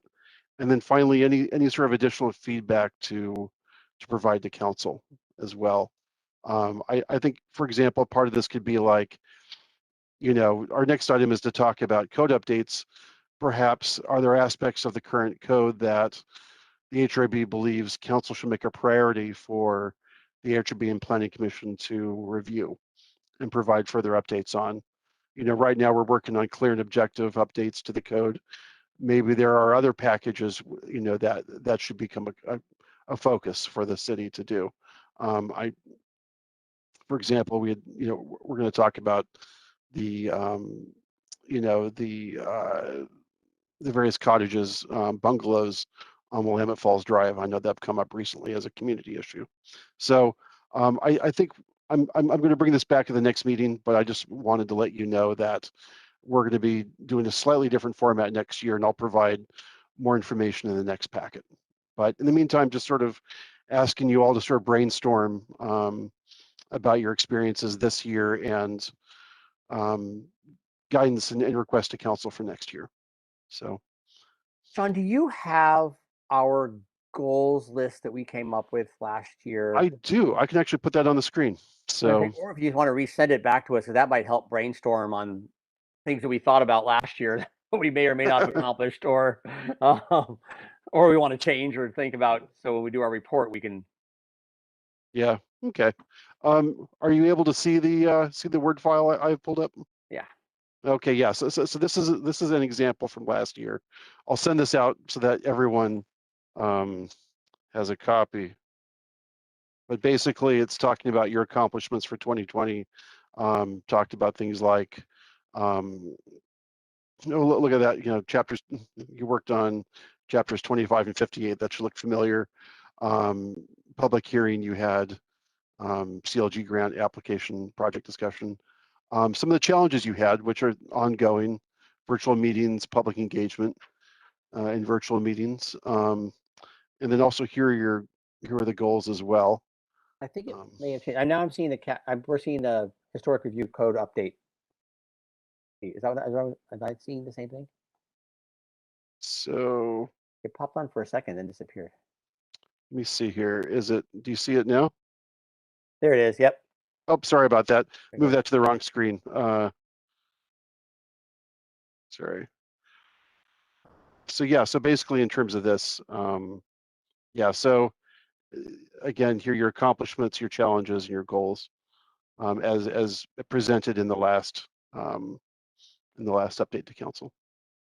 So that was our last update, because I think also in 2020, I thought we came up with a goals list too, a separate, or was that just that whole section there? Is that it? It's this goal section right here. So this would include finalize the code revisions, which we're hopefully closing in the tail end of. Supported nomination to Historic City Hall. That's been listed, so officially. And I think I let the board notice. I let the board know about that fun event. Let's see if efficiently and effectively conduct quasi-judicial public hearings. I don't believe you've had one this year, as I recall. Maybe, or if it was pretty early on before I arrived in April. So I think your next one is going to be in January. So, and I'll talk about that at the end. Let's see here. CLG grant we just talked about with Betty. And let's see here. Research other cities and how they fund participate in historic preservation. So I don't believe we spent too much time focusing on that. That's something we could roll over. And receive training on historic preservation roles and responsibilities. So We got a little bit of that. a little bit of that. Yep. So I will send. I'll send a copy out to everyone. But just I'd ask everyone to think about this for the next meeting, and we can perhaps finalize it then. So okay. We go. Okay. So I think unless there are any questions about that, in terms of the agenda order, did you want me to do items of interest next, or did you want to go to work session? I can do. Yeah, you want to stick with the work section, probably, right? Go to the historic court review. I think so. Yeah, So that makes sense. okay. Okay. Well, so in terms of this, pretty much so we've been working again on chapters 25, 58 and definitions updates. And I know some of you weren't able to make the last couple of meetings, so we may have some questions about recommendations made the last couple of meetings. So happy to discuss those with anyone who has questions. But I feel like the board is coming close to a comfort level on both chapters 25 and 58, with a couple of exceptions in each chapter.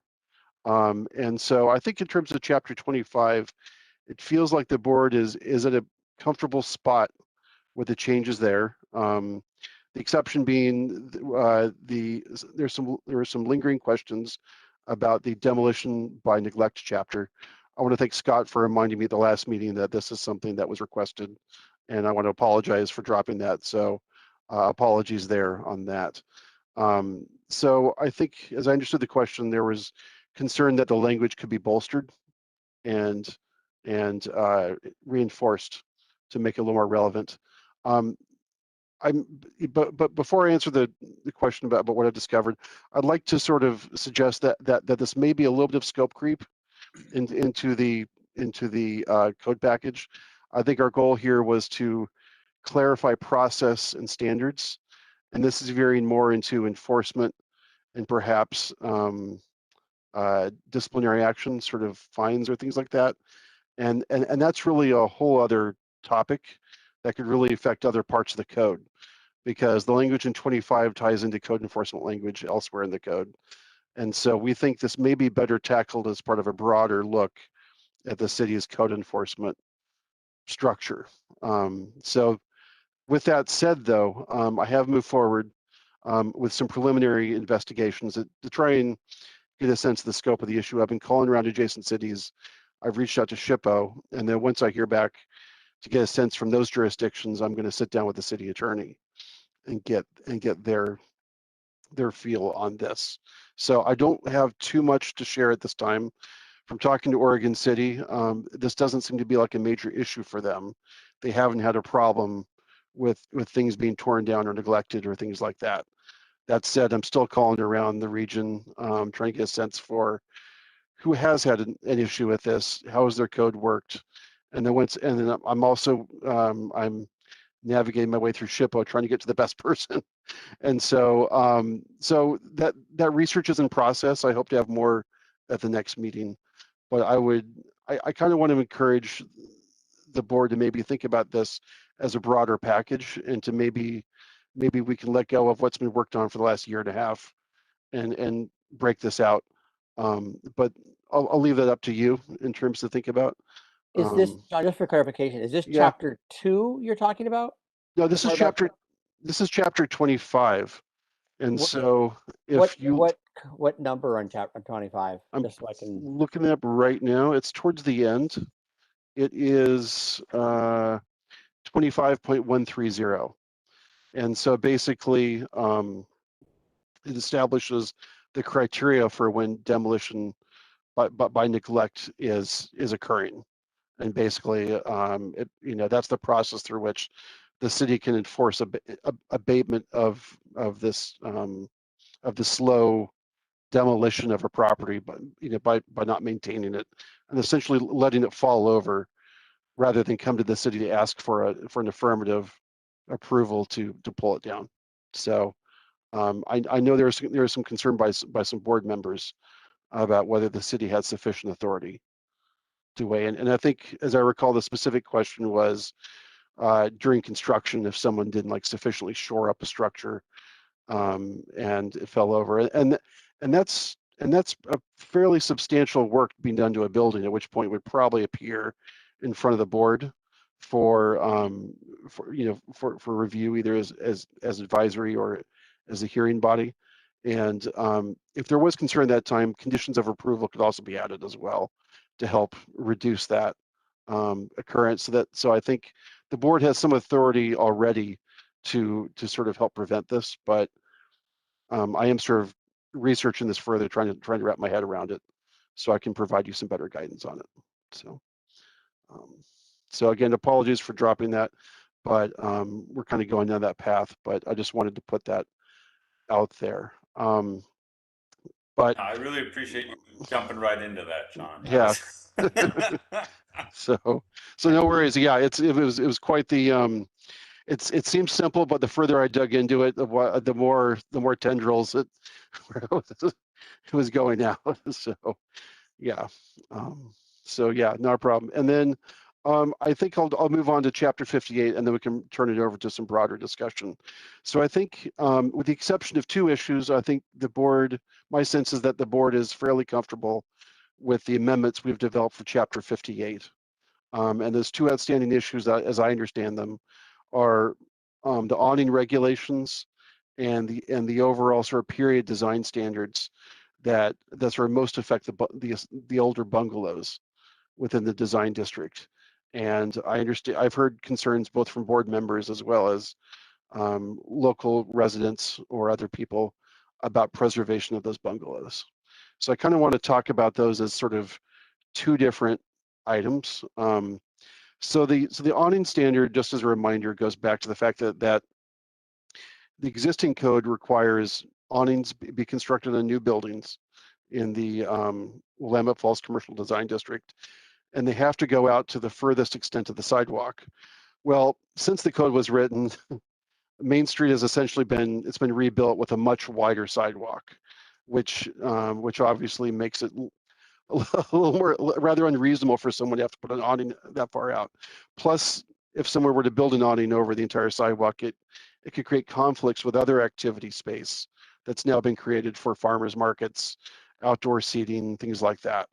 So at the previous meeting, I had recommended a 3 foot minimum awning standard, which is about the width of a sidewalk and sort of roughly corresponds to the exemption area provided in a different part of the code for outdoor cafes, basically. That said, I know there were members of the board that thought this deserved broader discussion, and there was talk of a walking tour as well, to walk up and down Willamette Falls Drive, if the board is still interested in that. And so I think as part of that, I actually went and took some photos. I just kind of wanted to talk through this a little bit in terms of things. Let me see if I can share this.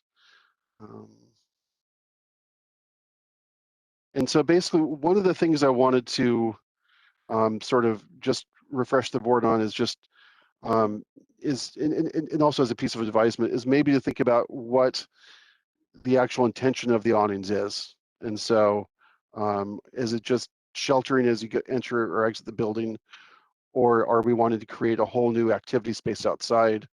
You know, things like that. So, but just as a quick reminder of what we're talking about, let's see here.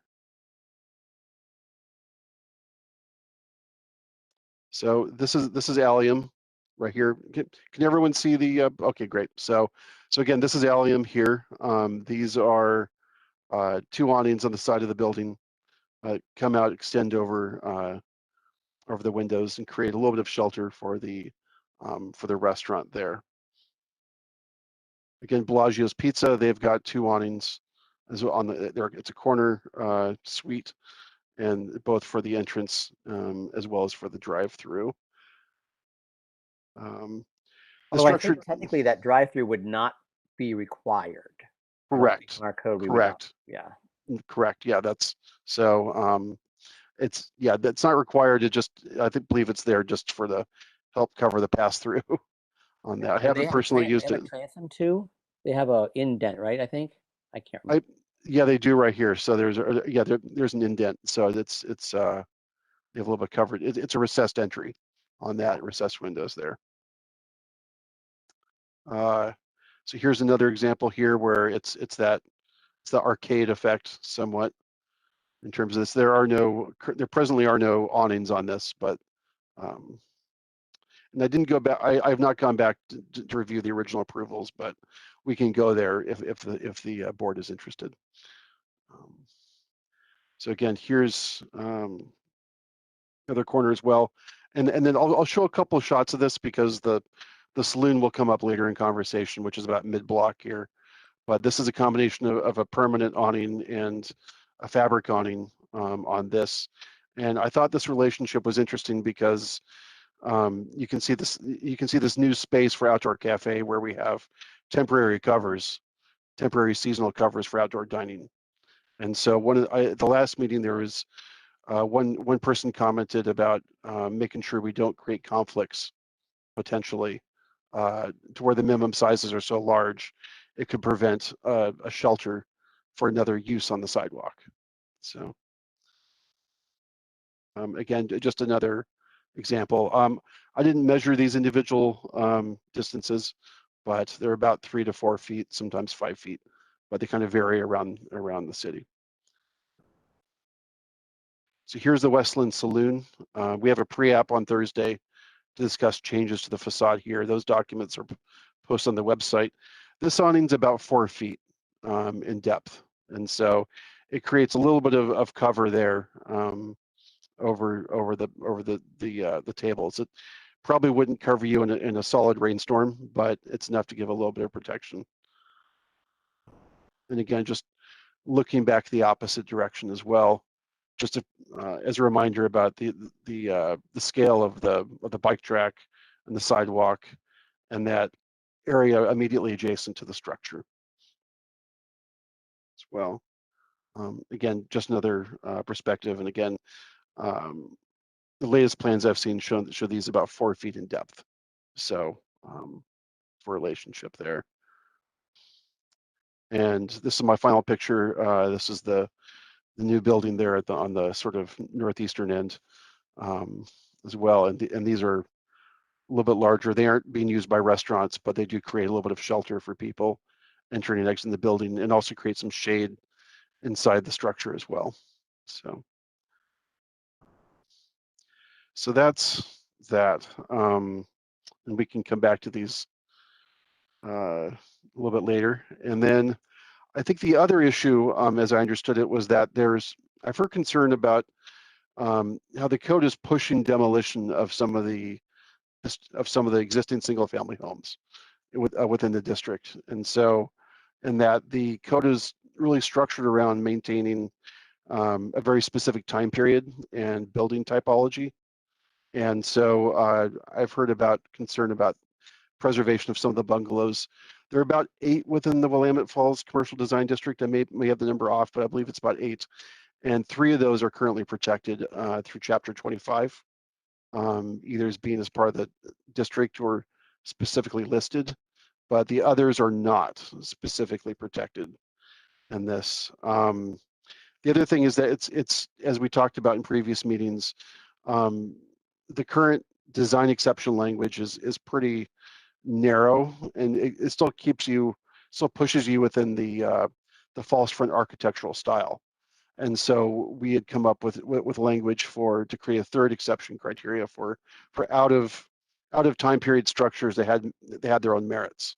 And so it's an exception process someone can opt into to protect an existing structure, but it doesn't affirmatively prevent demolition of those buildings. And so I think this is something in which we could spend some time on in the current package, or we could roll this out as part of a broader examination of, given the fact that the design district is mostly built out, and there probably won't be too many new buildings coming in, is it time to maybe re-examine the overall time period specificity on this.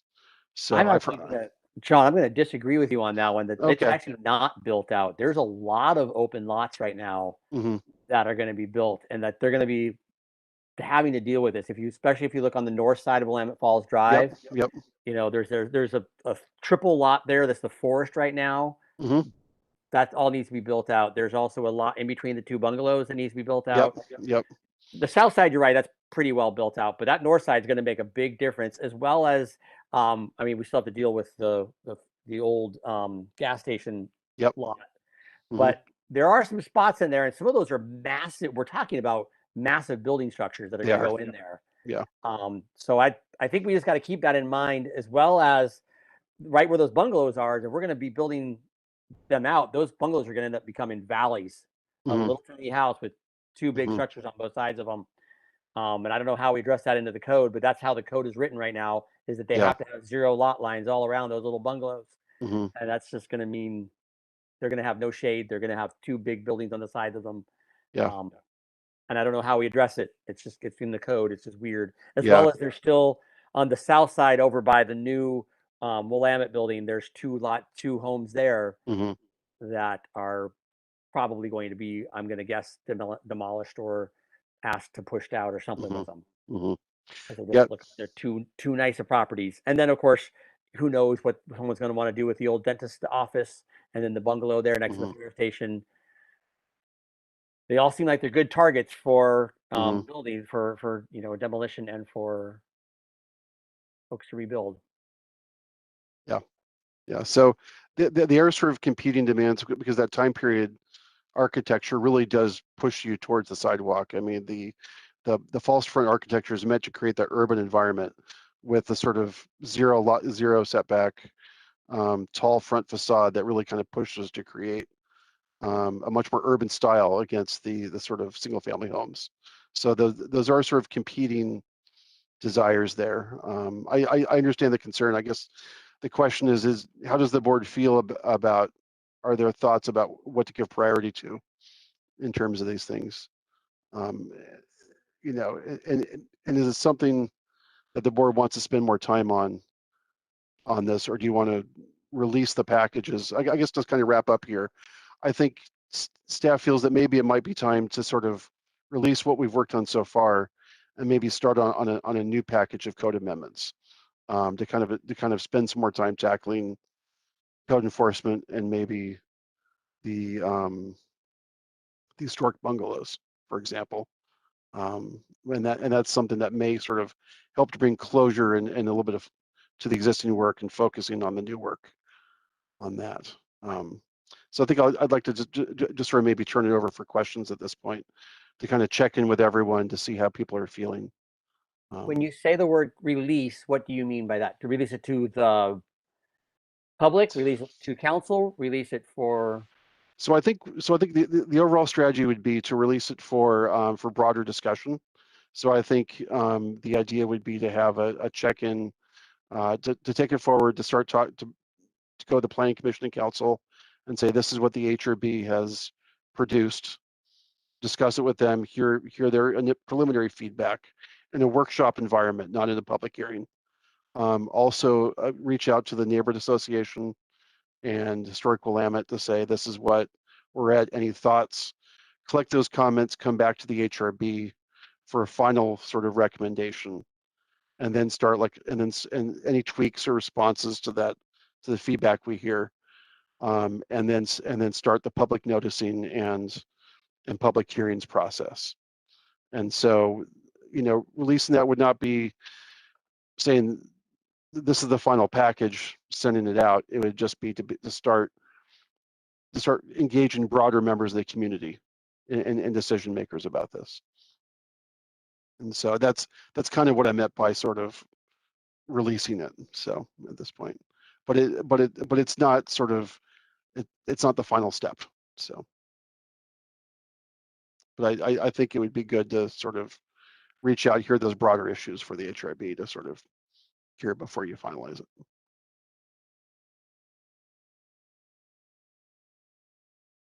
I think 25 is fine to go out. I think it's well tuned. I think we might get some pushback from 58 on certain people that we did not, things that we didn't address, that we're talking about doing it next, but that could be a deal killer for some people to not even approve anything because they want it to be perfect.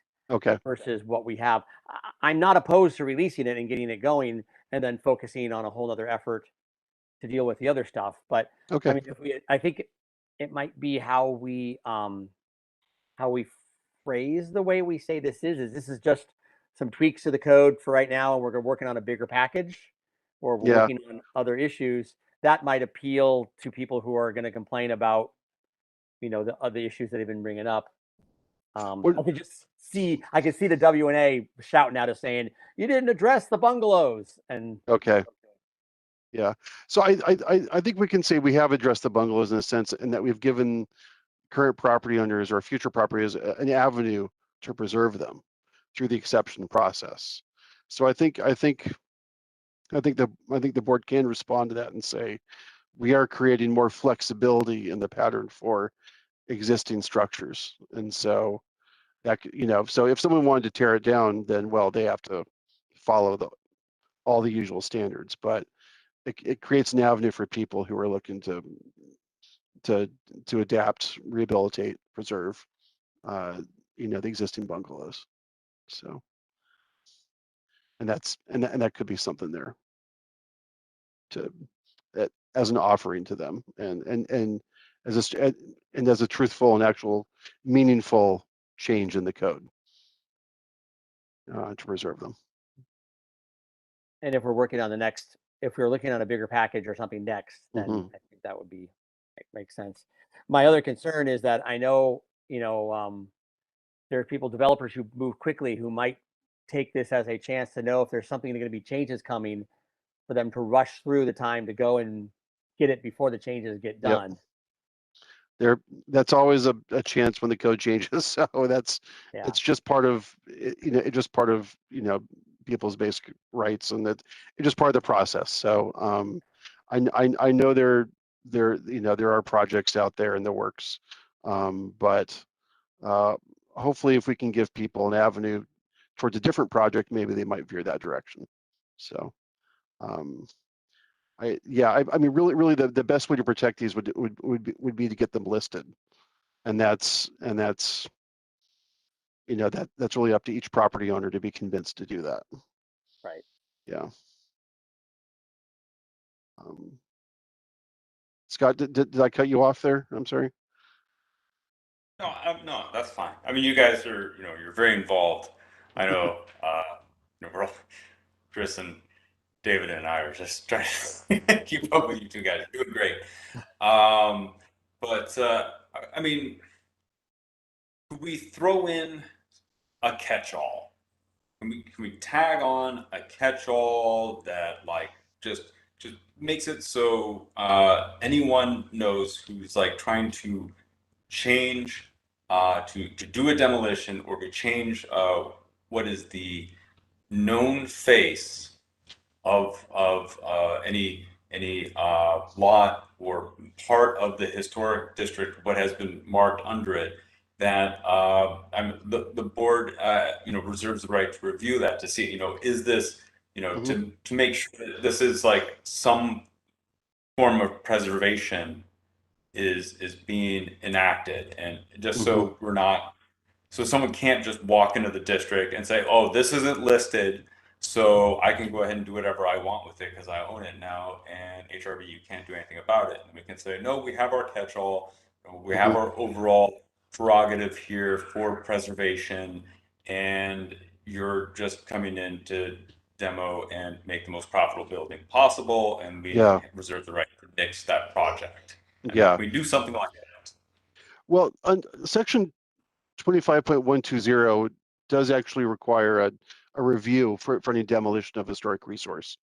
Either But that's only in 25. That's only in the historic, the home. correct. In chapter Okay. Falls Drive, they can just bulldoze one of those bungalows without any approval, without anything. They just take it down. So two of the bungalows. So I believe 3 of the bungalows are subject to 25. So both regulations kick in. Okay. So the one in the district and the 2 individually listed are subject to that already, and so it's the other 4 or 5 that are not covered. Addresses on those? I'm just curious. Yeah, I can actually pull it up here. Give me 1 second. So it's 1742, which is right by the That's the Leesman house. Yep. Okay. yeah, the cider house, and then 1832, which is next to the fire station. Those 2 are individually listed. And then in between 1742 and 1754 is that empty lot. I believe there's a prior design approval for that site. The owner has recently contacted us and is reviving that project, and so it's a period looking structure. I believe they just had some serious illness in the family and they had to put the project aside. It's now back on, I believe, as well. So so that's something there. The other one is, I believe, 1785 is within the historic district, and so I can't recall what's in there right now. So, but that's the law firm one, right? I believe it is, yes. And so that one is actually within the historic district and is therefore subject to Chapter 25 and the demolition of standards. But for example, the bungalows on the west side of the church are not within the district, so those are outside. 1754 and 1820 are not listed, so those are subject to. Those are not protected. So those are what, the ones right by between the church and 15th? let's see here. So, correct. Yeah, between the church and 15th, those 3 are not protected. So the district jogs right there and sort of includes the church and everything between 14th and 13th. But yeah, so it excludes those 3 on the end across from the gas station. And so that means also 1919 over there at 12th and Willamette Falls Drive. That's also not protected. That's like a 1902 house. Correct. A law firm over there too. Okay. Correct. That one's not protected. So it's yeah, some are protected, some are not. So I think it comes down to those remaining bungalows within the design district. Those are the ones that are are yeah, are not individually protected. So Yeah, so I guess that's what I was trying to get at, is if we could tack some kind of catch-all language in to snag those uncovered properties. So yeah. while the owners might not have requested coverage, we reserve the right to extend it, and then I guess at least like Mhm. to force any potential developer to come before the HRB so we can make a quasi-judicial decision, which will then have to go before city council if appealed, Yeah. just so there's that layer of, there's some kind of protection in Mhm. place. Okay. We do I, that. I can do some research on that and come back at the next meeting. And that's I've ranging around here a little bit. I mean, the most direct forward, again, as I mentioned, is getting them individually listed if their properties are Right. agreeable. But yeah, let me come back to you next, and I'll speak to the city attorney about this, and then come up with some ideas about something that may be defensible and reasonable to bring forward. And so, given the fact that it is a design district that does support the historic district, so yeah, there's probably a way we can do that. So I'll try and come up with some options for the board to consider. Yeah, I mean, it might not have the refined, nuanced language that I'm sure everyone would like to see on the historical preservation and the developer side of things. Mhm. At least then that will be the Band-Aid that we'll find adequate until Yeah. we have our more detailed conversations to nail down 58. Okay.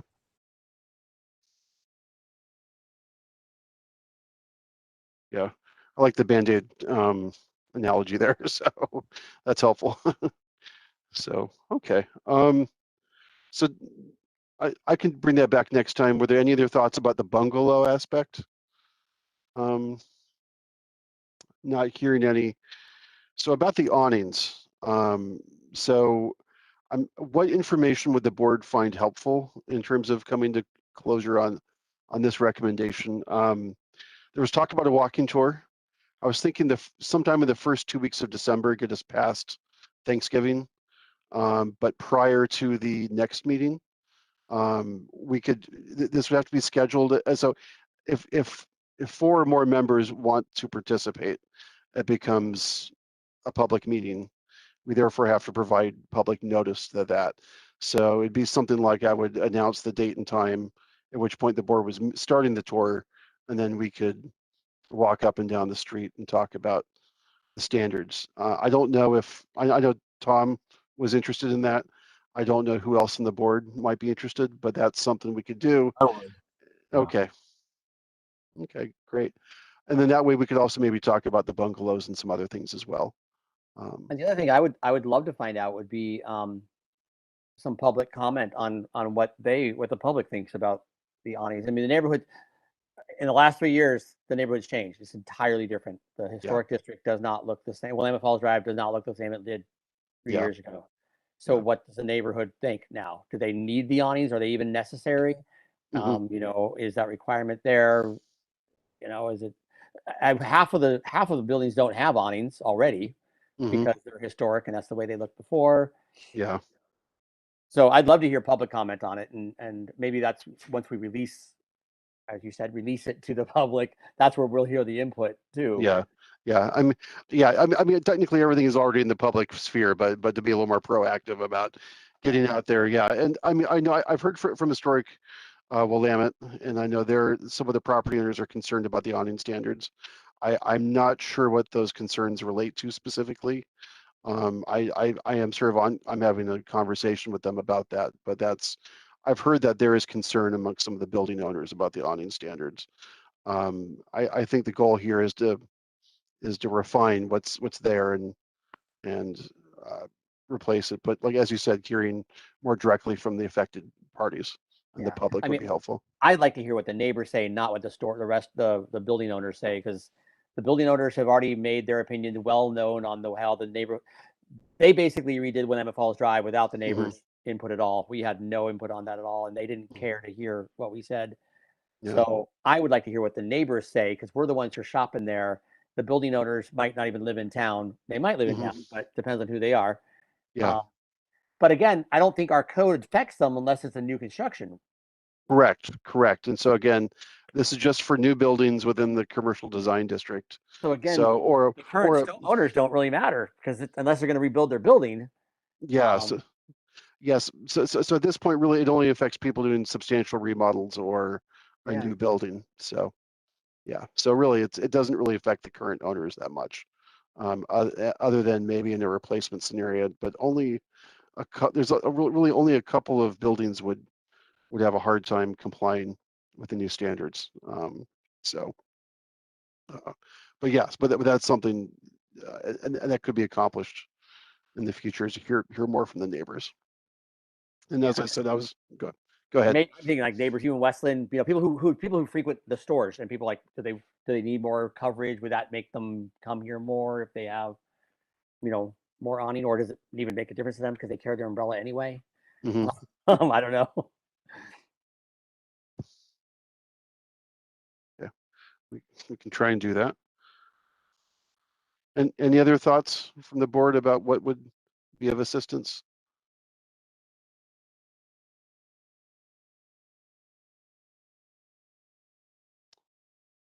Okay. So it sounds like people are interested in the tour. I should get started on that. Were there any dates that work? I guess times of the week that work for people. I'll send out a poll to try and get a sense of everyone's availability. But are there, I guess can people probably find a time in the first 2 weeks of December?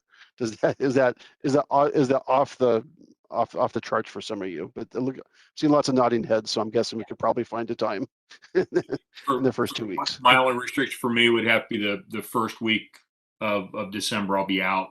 I'll be gone Oh, okay. all week. But Okay. again, that's just me.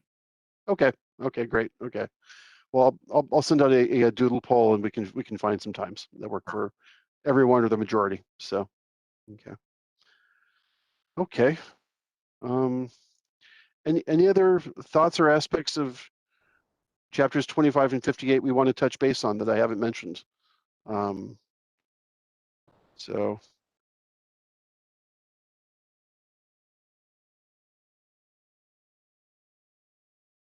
okay. Oh, well, actually, I have a question, John. So Yes. I know we're still working on 58. Do we have to release these together? Could we as a board decide? We haven't really done Yes. anything much on 25 for a while. Correct. Yeah. In fact, we could just break out 25 as its own. There are some overlapping things that it'd be helpful to get for 58 done as well.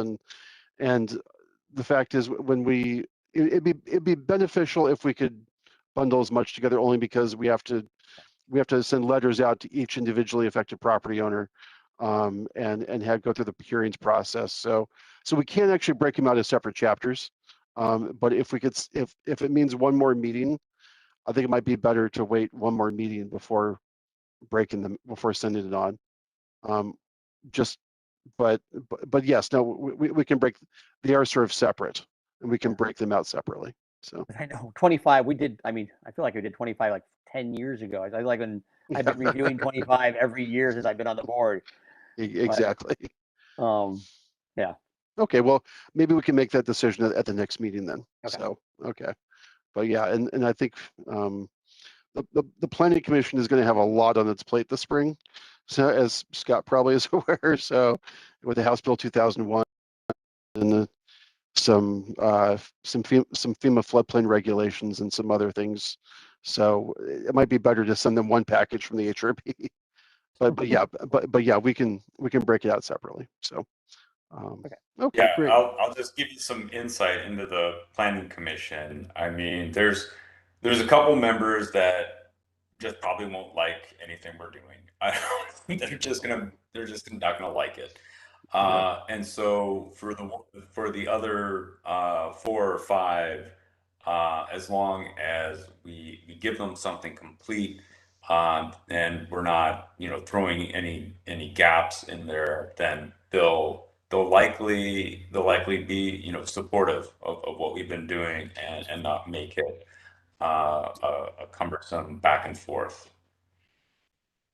So I like the idea of keeping 25 and 58 together if we can. Hopefully John can pull together that catch-all language that will satisfy our perspective and but not be so broad that the planning commission would get all worked up about it. So Cool. Thank you, Scott. Do you want to move on? Are we anything other notes on, or anyone else comments on the 2 chapters we're talking about? So, I guess we'll just move it forward to the next meeting then. okay. John. Sounds good. So, and then we'll just, and then just for everyone, we'll have the walking tour in between then, then and now. So first couple of weeks of December. So, and then I'll so expect more on that. Pick So a day it's not too rainy or windy. see what I can do. Yeah. No, Good luck. It's Oregon. especially this year. So yeah. Okay. All right. Next on our agenda is items of interest from the board.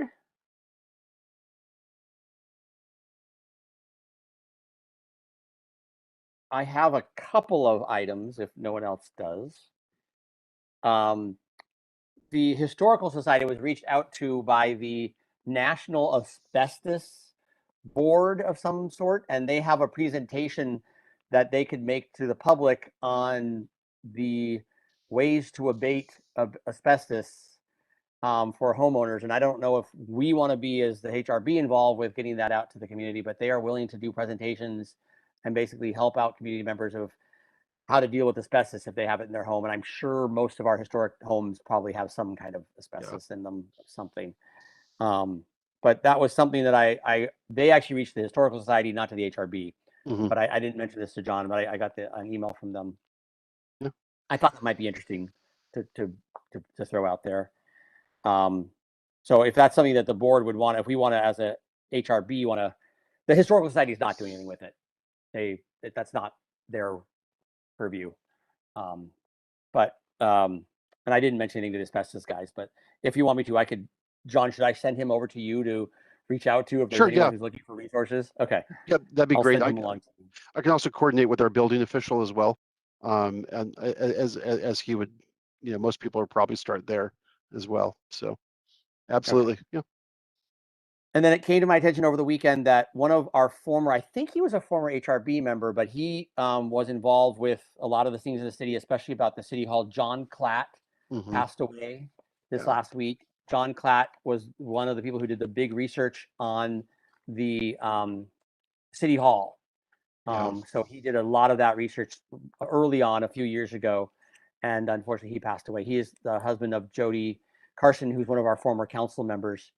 But he passed away over the weekend. So I just thought we should bring it up. I know the Historical Society is talking about doing some kind of memorial for him or some kind of remembrance, but just FYI, we may want to, maybe there's something the board we should do. I don't know. But I think John Klatt may have been an HRB member at some point. I thought he was like 10 years ago, or maybe when the HRB was first formed. I thought he was involved, but I could be wrong. But that's just an item of note as well. Oh, and John Klatt also, I should mention, he also owns a number. He worked with the Clackamas County Historical Society to do all of their digitization of all of their photos. So he owns photos of almost all of the historic properties in town.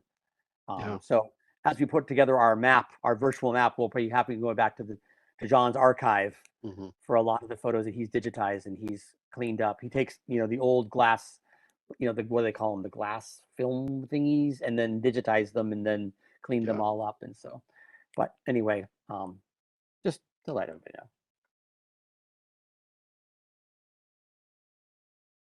Any other items of interest from the board?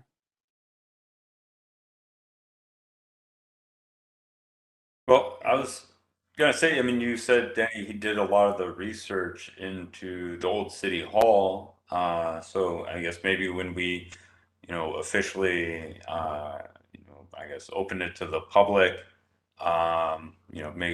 We could, somehow work in some kind of recognition for him, as well as anyone else who did some notable work that led to its national registration.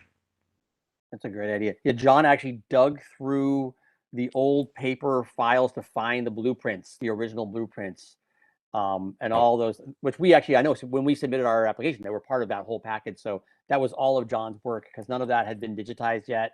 It was just in cardboard boxes. And so, yeah, and that, again, that was, that was during the first round, which probably was what, 5 or 6 years ago. But yeah, that's a great idea. I'd like. Yeah, I saw Yeah, some some of kind of John's, informational placard. Yeah. Yeah. I saw some of John's research. He was the one that actually showed that the first change order for that building was the steel reinforcement and earthquake resistance. That was all his research. Yeah, I mean, he great work on that. So I think that's definitely something we might want to bring up. John, is that something that we can alert the council to as that's going forward? Absolutely, yeah. So I think I'll be passing that up.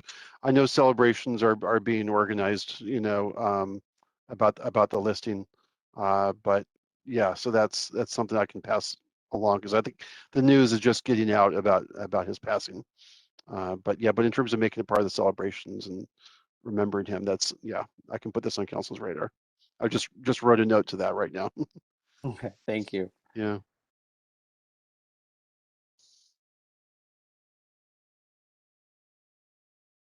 Anything else from the board? And then anything from any items of interest from staff? I do. I can say it looks like the board's going to have a number of quasi judicial items in the spring, either as advisory or as decision-making authority.